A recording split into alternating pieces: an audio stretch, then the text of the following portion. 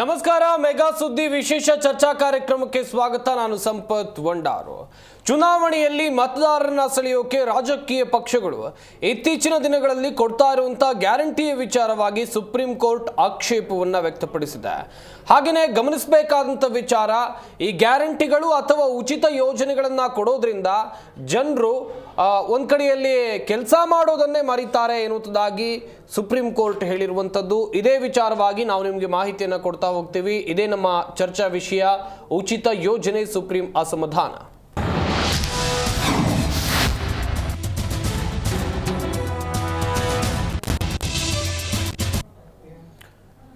ನಾನಾಗಲೇ ಹೇಳ್ತಾ ಇದ್ದೆ, ರಾಜಕೀಯ ಪಕ್ಷಗಳು ಚುನಾವಣೆ ಬಂತಂತು ಅಂತ ಹೇಳಿದ್ರೆ ಮತದಾರರನ್ನ ಸೆಳೆಯೋಕೆ ವಿಭಿನ್ನ ಕಸರತ್ತುಗಳನ್ನು ನಡೆಸ್ತಾವೆ.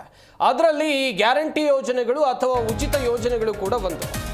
ರಾಜಕೀಯ ಪಕ್ಷಗಳ ಉಚಿತ ಯೋಜನೆಗಳ ಬಗ್ಗೆ ಸುಪ್ರೀಂ ಕೋರ್ಟ್ ಆಕ್ಷೇಪ ವ್ಯಕ್ತಪಡಿಸಿದೆ. ಫ್ರೀಬಿಗಳಿಂದ ಕೆಲಸ ಮಾಡುವ ಮನಸ್ಥಿತಿ ಜನರಿಂದ ದೂರ ಆಗ್ತಾ ಇದೆ. ಉಚಿತ ಯೋಜನೆಗಳಿಂದ ಪರಾವಲಂಬಿ ವರ್ಗ ಸೃಷ್ಟಿಯಾಗ್ತಾ ಇದೆ. ಫ್ರೀಬಿಗಳ ಬಗ್ಗೆ ಸುಪ್ರೀಂ ಕೋರ್ಟ್ ಈ ರೀತಿಯಾಗಿ ಕಳವಳವನ್ನು ವ್ಯಕ್ತಪಡಿಸಿರೋದು. ಉಚಿತ ಪಡಿತರ, ಹಣ ನೀಡಿದರೆ ಜನ ಕೆಲಸ ಮಾಡಲ್ಲ, ಅದರ ಬದಲು ಜನರನ್ನ ಸಮಾಜದ ಮುಖ್ಯವಾಹಿನಿಗೆ ತರುವಂಥ ಕೆಲಸವನ್ನು ಮಾಡಬೇಕು. ದೇಶದ ಅಭಿವೃದ್ಧಿಗೆ ದುಡಿಯುವ ಮನಸ್ಸು ಬೆಳೆಸೋಕೆ ಸಲಹೆಯನ್ನು ನೀಡಬೇಕು. ಉಚಿತ ಯೋಜನೆಗಳಿಂದ ಜನರು ಕೆಲಸ ಮಾಡೋಕೆ ಬಯಸ್ತಾ ಇಲ್ಲ ಎನ್ನುವುದಾಗಿ ಆತಂಕವನ್ನು ಸುಪ್ರೀಂ ಕೋರ್ಟ್ ವ್ಯಕ್ತಪಡಿಸಿದೆ.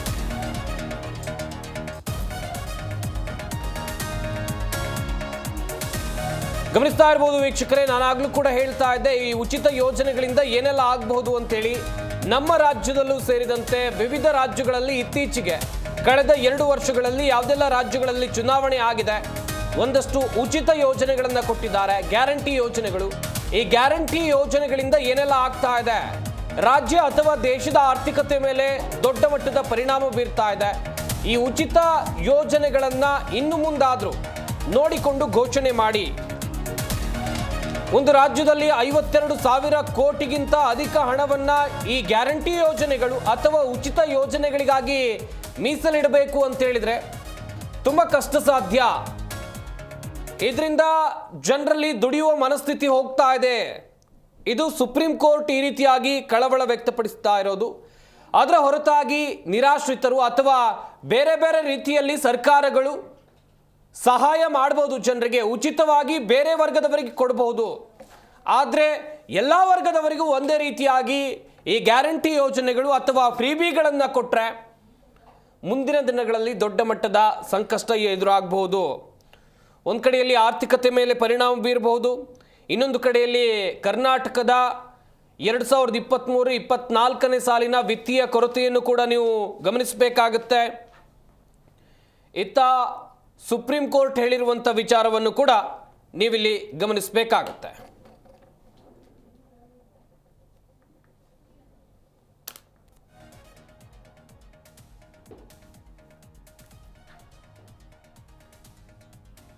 ಹಾಗೆಯೇ ಒಂದಷ್ಟು ಆರೋಪಗಳು ನಮ್ಮ ರಾಜ್ಯದಲ್ಲೂ ಕೂಡ ಕೇಳಿ ಬರ್ತಾ ಇದೆ. ಈ ಗ್ಯಾರಂಟಿ ಯೋಜನೆಗಳು ಅಥವಾ ಉಚಿತ ಯೋಜನೆಗಳಿಂದ ಸರ್ಕಾರಕ್ಕೆ ಬೇರೆ ಅಭಿವೃದ್ಧಿ ಯೋಜನೆಗಳ ಬಗ್ಗೆ ಗಮನ ಹರಿಸೋಕೆ ಆಗ್ತಾ ಇಲ್ಲ, ಅಭಿವೃದ್ಧಿ ಆಗ್ತಾ ಇಲ್ಲ. ನಿಜಕ್ಕೂ ರಾಜ್ಯದಲ್ಲಿ ಸಾಕಷ್ಟು ಸಮಸ್ಯೆಗಳಿವೆ.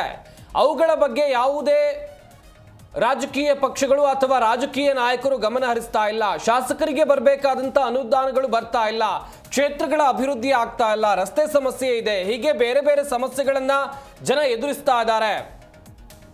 ಈ ರೀತಿಯಾದಂಥ ಆರೋಪಗಳು ಕೂಡ ಕೇಳಿ ಬಂದಿತ್ತು. ಈಗ ಈ ಸಂಬಂಧ ಸುಪ್ರೀಂ ಕೋರ್ಟ್ ಕೂಡ ಆಕ್ಷೇಪವನ್ನು ವ್ಯಕ್ತಪಡಿಸಿದೆ. ಫ್ರೀಬಿಗಳಿಂದ ಕೆಲಸ ಮಾಡುವ ಮನಸ್ಥಿತಿ ಜನರಲ್ಲಿ ದೂರ ಆಗ್ತಾ ಇದೆ ಎನ್ನುವುದಾಗಿ ಸುಪ್ರೀಂ ಕೋರ್ಟ್ ಕಳವಳವನ್ನು ವ್ಯಕ್ತಪಡಿಸಿದೆ.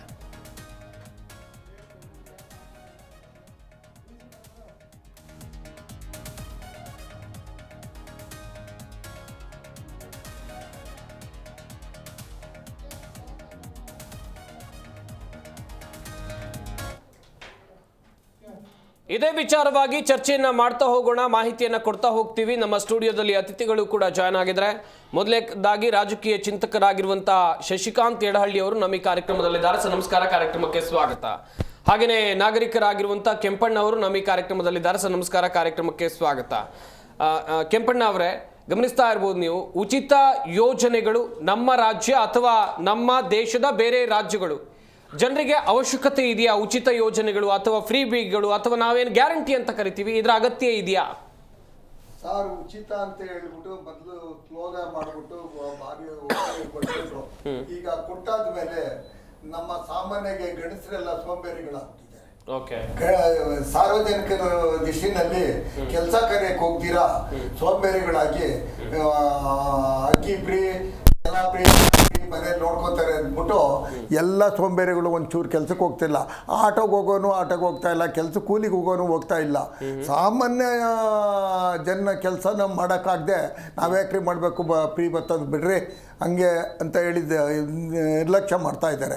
ಈ ಫ್ರೀ ಕೊಟ್ಟಿರೋದು ಭಾಳ ಜನರನ್ನ ಹಾಳು ಮಾಡೋಕ್ಕೋಸ್ಕರ ಕೊಟ್ಟಿದ್ದಾರೆ ಹೊರತು ಅವರ ಏಳಿಗೆಗೆ ಅಂತ ಕೊಡ್ತಾ ಇಲ್ಲ ಸರ್ ಇವಾಗ.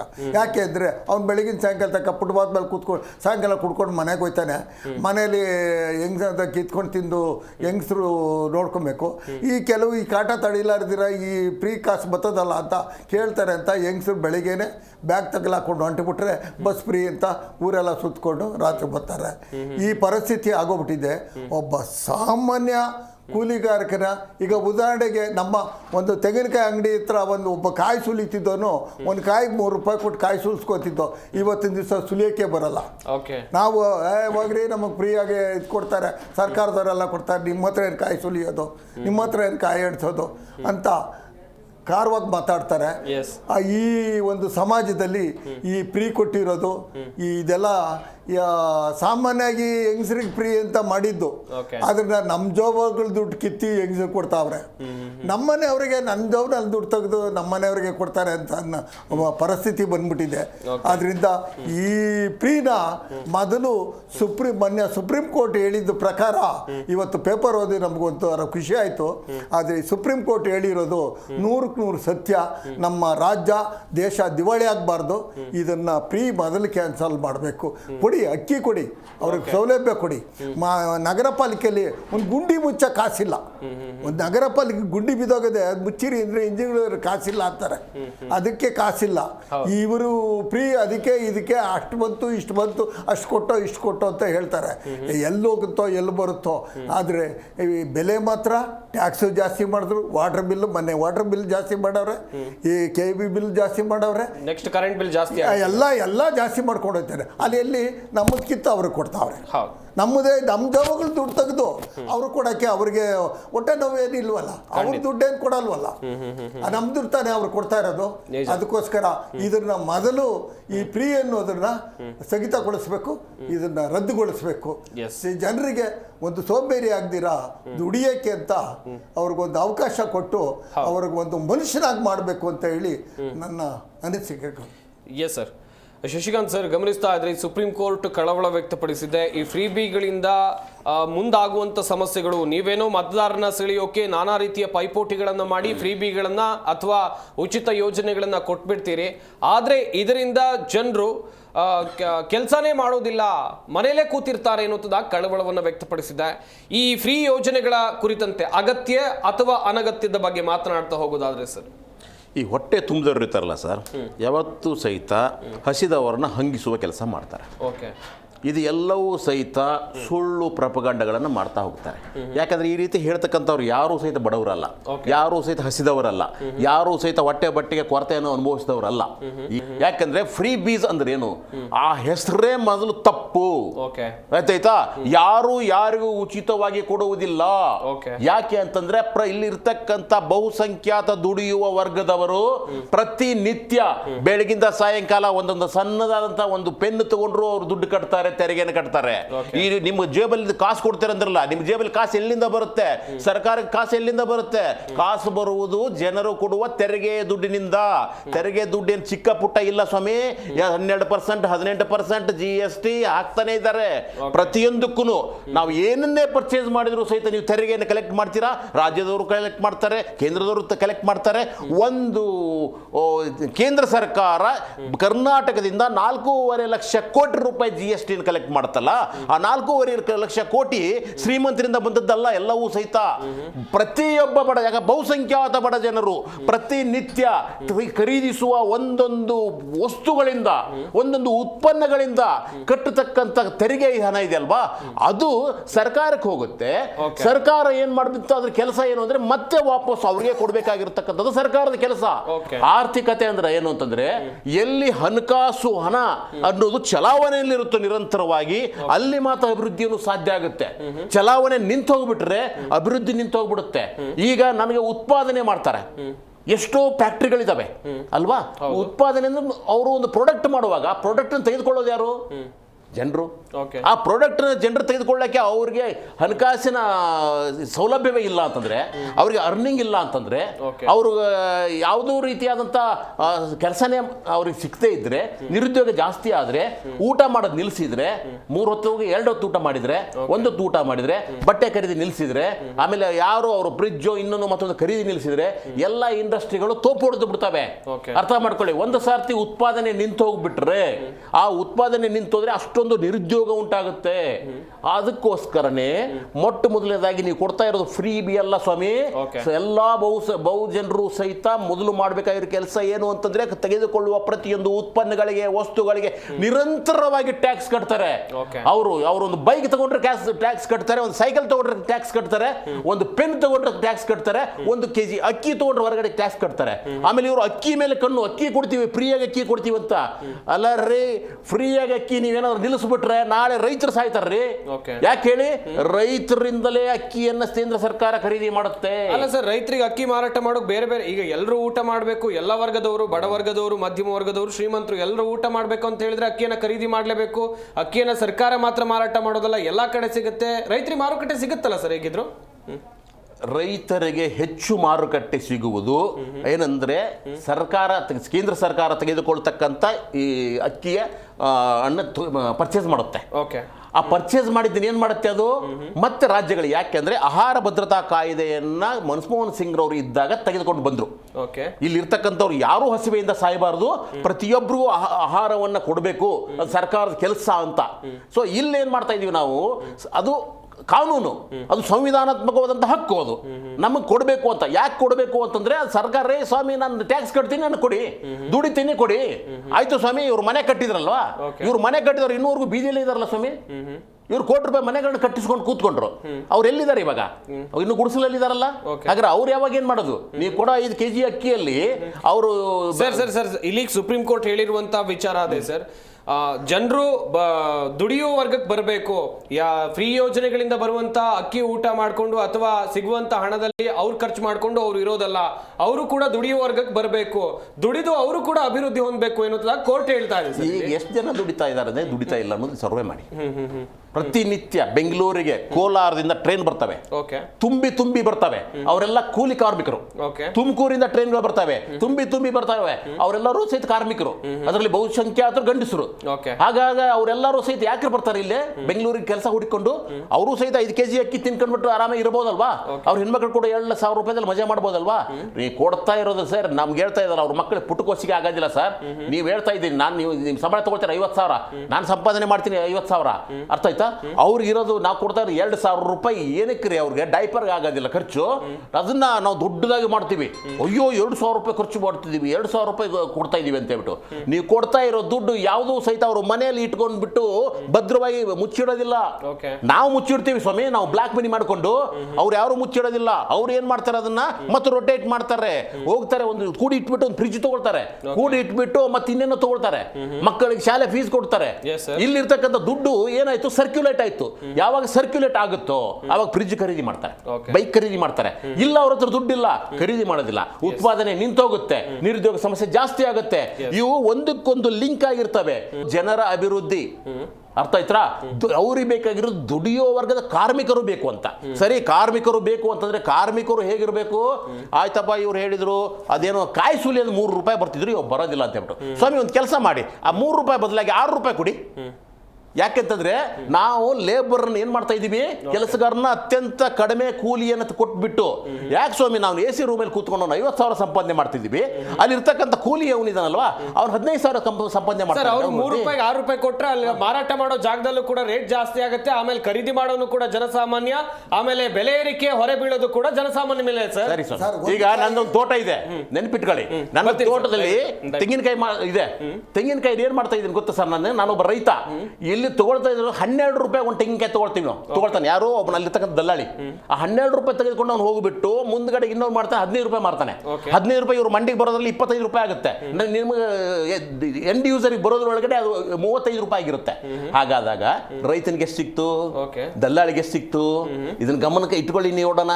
ಅಂದ್ರೆ ಅಲ್ಲಿಗೆ ಇರ್ತಕ್ಕಂಥ ಕೂಲಿ ಕಾರ್ಮಿಕ, ಅಲ್ಲಿರ್ತಕ್ಕಂಥ ಕೃಷಿಕ ಸತತವಾಗಿ ನಷ್ಟವನ್ನು ಅನುಭವಿಸ್ತಾ ಇದ್ದಾನೆ. ಅವ್ನು 20 ವರ್ಷ ಅವ್ನು ತೆಂಗಿನ ಮರ ಬೆಳೆಸಿರ್ತಾನೆ, ಆಯ್ತಾ, ಅವನಿಗೆ ಕೊಡೋದು ಬಹಳ ಕಡಿಮೆ ದುಡ್ಡನ್ನ. ಸೊ ಅಂತ ಸಂದರ್ಭದಲ್ಲಿ ಇವಾಗ ಕೃಷಿ ಅನ್ನೋದೇ ನಷ್ಟದಲ್ಲಿದೆ, ಕಾರ್ಮಿಕರು ಅತ್ಯಂತ ಅಸಹಾಯಕತೆಯಲ್ಲಿದ್ದಾರೆ. ಅಂತ ಸಂದರ್ಭದಲ್ಲಿ ನಾವು ಅವರಿಗೆ ಇದಕ್ಕೇನ್ ಮಾಡ್ತಾ ಇರೋದಂದ್ರೆ, ಇವರು ಕೊಡಬೇಕಾಗಿರೋದು ನ್ಯಾಯಯುತವಾಗಿ ಇಲ್ಲಿ ಇರ್ತಕ್ಕಂಥ ಈ ದೇಶದ ಸಕಲ ಸಂಪನ್ಮೂಲಗಳು ಇಲ್ಲಿರ್ತಕ್ಕಂಥ ಸತತ ಎಲ್ಲ ಪ್ರಜೆಗಳಿಗೂ ಹಂಚಿಕೆ ಆಗಬೇಕು, ಸಂಪನ್ಮೂಲಗಳ ಮರು ಹಂಚಿಕೆ ಆಗಬೇಕು, ಆಮೇಲೆ ಪ್ರತಿಯೊಬ್ಬರಿಗೂ ಉದ್ಯೋಗ ಸಿಗಬೇಕು. ಅಲ್ಲ ಸರ್, ಒಬ್ಬ ಮನುಷ್ಯ ನನಗೊಂದು 50,000 ರೂಪಾಯಿ ಸಂಬಳ ಸಿಕ್ತು ಅಂತಂದ್ರೆ ನಾನ್ಯಾಕೆ 2,000 ರೂಪಾಯಿ ಪ್ರೀಮಿಗೆ ಕೈ ಚಾಸ್ತೀನಿ, ಯಾಕೆ ನಾನು 5 kg ಕೈ ಚಾಸ್ತೀನಿ, ಕೊಡಿ ನೋಡೋಣ. ಯಾಕೆಂದ್ರೆ ಬೇರೆ ದೇಶಗಳಲ್ಲಿ, ಅಮೆರಿಕದ ಇಂಗ್ಲೆಂಡ್ಗಳಲ್ಲಿ ಒಂದೊಂದು ಅವರ್ ಲೆಕ್ಕದಲ್ಲಿ ಡಾಲರ್ಗಳನ್ನ ಕೊಡ್ತಾರೆ. ಅವನು ಪೇಂಟ್ ಮಾಡಕ್ ಹೋದ್ರೆ ಒಂದು ಡಾಲರ್ಗಳನ್ನ ಕೊಡ್ತಾನೆ ಒಂದು ಅವರ್ ಲೆಕ್ಕದಲ್ಲಿ ಅಲ್ಲಿ. ಆದ್ರೆ ಇಲ್ಲಿ ಯಾಕಿಲ್ಲ ಸರ್, ಒಂದ್ ದಿನ ಎಲ್ಲ ಪೂರ್ತಿ 8 ಅವರ್ 10 12 ಅವರ್. ಇವ್ರು ಹೇಳ್ತಾರೆ 70 ಅವರ್, ನಾರಾಯಣ ಮೂರ್ತಿ ಅವರು ಹೇಳ್ತಾರೆ 90 ಅವರ್ ಒಂದು ವಾರಕ್ಕೆ. ಅಂದ್ರೆ ಅವ್ನು ಸಂಸಾರ ಮಾಡೋದು ಬೇಡ, ಹೆಂಡತಿ ಜೊತೆಗಿರೋದು ಬೇಡ, ಏನನ್ನು ಮಾಡೋದು ಬೇಡ, ಬರೀ ದುಡ್ದು ಇವ್ರ ಸಂಪನ್ಮೂಲವನ್ನ ಇವ್ರ ಖಜಾನೆಯನ್ನೇ ಬೆಳೆಸ್ತಾ ಹೋಗ್ಬೇಕೆ ಹೊರತಾಗಿ ಅವ್ರ ಪಾಪ ಅಲ್ಲಿ ಎಲ್ಲಿರ್ತಾರೆ ಅಲ್ಲೇ ಇರ್ತಾರೆ. ಆದ್ದರಿಂದ ಯಾವಾಗ ಖರೀದಿ ಆಗೋದಿಲ್ಲವೋ, ಯಾವಾಗ ಹಣ ರೊಟೇಷನ್ ಆಗೋದಿಲ್ವೋ, ಆವಾಗ ಸರ್ಕಾರವೂ ಇರೋದಿಲ್ಲ, ಇಂಡಸ್ಟ್ರಿಗಳು ಇರೋದಿಲ್ಲ, ಕಾರ್ಪೊರೇಟ್ ಸೆಕ್ಟರ್ಸ್ಗಳು ಇರೋದಿಲ್ಲ. ಇವುಗಳನ್ನು ಅರ್ಥ ಮಾಡ್ಕೊಳ್ಳಿ. ಅಲ್ಲ ಸ್ವಾಮಿ, ಕಾರ್ಪೊರೇಟ್ ಸೆಕ್ಟರ್ಸ್ಗಳಿಗೆ ಇವರು 20 ಲಕ್ಷ ಕೋಟಿ ರೂಪಾಯಿಯನ್ನ ವೇವ್ ಅಪ್ ಮಾಡ್ತಾರೆ. ಆಯ್ತಾ, ಬಡವರಿಗೆ ಏನಾದರೂ ನಾವೇನಾದರೂ ಸಾಲ ಮನ್ನಾ ಮಾಡಿಬಿಟ್ರೆ, ಸಾಲದ ಬಡ್ಡಿ ಮನ್ನಾ ಮಾಡಿಬಿಟ್ರೆ ಅಯ್ಯೋ ನೋಡಿ ಅಂತ ಕೂಗ್ತಾರೆ. ತಪ್ಪಲ್ವಾ ಇದು? ಶ್ರೀಮಂತರೇ ಆಗ್ತಾ ಇದ್ದಾರೆ. ಯಾಕೆ ಸ್ವಾಮಿ ಇವತ್ತವರೆಗೂ ಅದಾನಿ ಆಸ್ತಿ 1,500 ಪಟ್ಟು ಜಾಸ್ತಿ ಆಯ್ತು. ಎಲ್ಲಿಂದ ಬಂತು ದುಡ್ಡು ಅವ್ರಿಗೆ? ವೆಲ್ ಸರ್, ಮುಂದಿನ ಹಂತದಲ್ಲಿ ಮಾತನಾಡ್ತಾ ಹೋಗೋಣ. ಗಮನಿಸ್ತಾ ಇರಬಹುದು ವೀಕ್ಷಕರೇ, ಈ ಚುನಾವಣೆಯಲ್ಲಿ ಮತದಾರನ ಸೆಳೆಯೋಕೆ ರಾಜಕೀಯ ಪಕ್ಷಗಳು ನೀಡುವಂತ ಉಚಿತ ಯೋಜನೆಗಳ ವಿಚಾರವಾಗಿ ನಾವು ಮಾತನಾಡ್ತಾ ಇದ್ವಿ. ಒಂದಷ್ಟು ಅಭಿಪ್ರಾಯಗಳು ವ್ಯಕ್ತವಾಯಿತು. ನಮ್ಮ ಈ ಕಾರ್ಯಕ್ರಮದಲ್ಲಿ ಆರ್ಥಿಕ ತಜ್ಞರಾಗಿರುವಂತ CR ಜನಾರ್ದನ್ ಅವರು ಕೂಡ ಜಾಯ್ನ್ ಆಗ್ತಾ ಇದ್ದಾರೆ. ಸರ್ ನಮಸ್ಕಾರ, ಕಾರ್ಯಕ್ರಮಕ್ಕೆ ಸ್ವಾಗತ. Thank you sir. Sir, supreme court ನಿನ್ನೆ ಹೇಳಿರೋದನ್ನ ನೀವು ಕೂಡ ಗಮನಿಸಿದ್ರಿ ಅನ್ಕೊಳ್ತೀನಿ. ಸರ್, ಈ ಉಚಿತ ಯೋಜನೆಗಳಿಂದ ದೇಶದ ಆರ್ಥಿಕತೆ ಮೇಲೆ ಹೊಡೆತ ಬೀಳ್ತಾ ಇದೆಯಾ ಅಥವಾ ಲಾಭ ಆಗ್ತಾ ಇದೆಯಾ ಸರ್? ಹೊಡೆತ ಬೀಳ್ತಾ ಇದೆ. ಓಕೆ, ಯಾಕಂತೇಳಿ ಎಕ್ಸ್ಪ್ಲೈನ್ ಮಾಡ್ತಾ ಹೋಗೋದಾದ್ರೆ ಸರ್. ಈಗ ಈ ಉಚಿತ ಯೋಜನೆಗಳು ಮೊದಲು ಇರಲಿಲ್ಲ, ಸ್ವಾತಂತ್ರ್ಯ ಬಂದಾಗಲಿಂದಲೂ ಇರಲಿಲ್ಲ.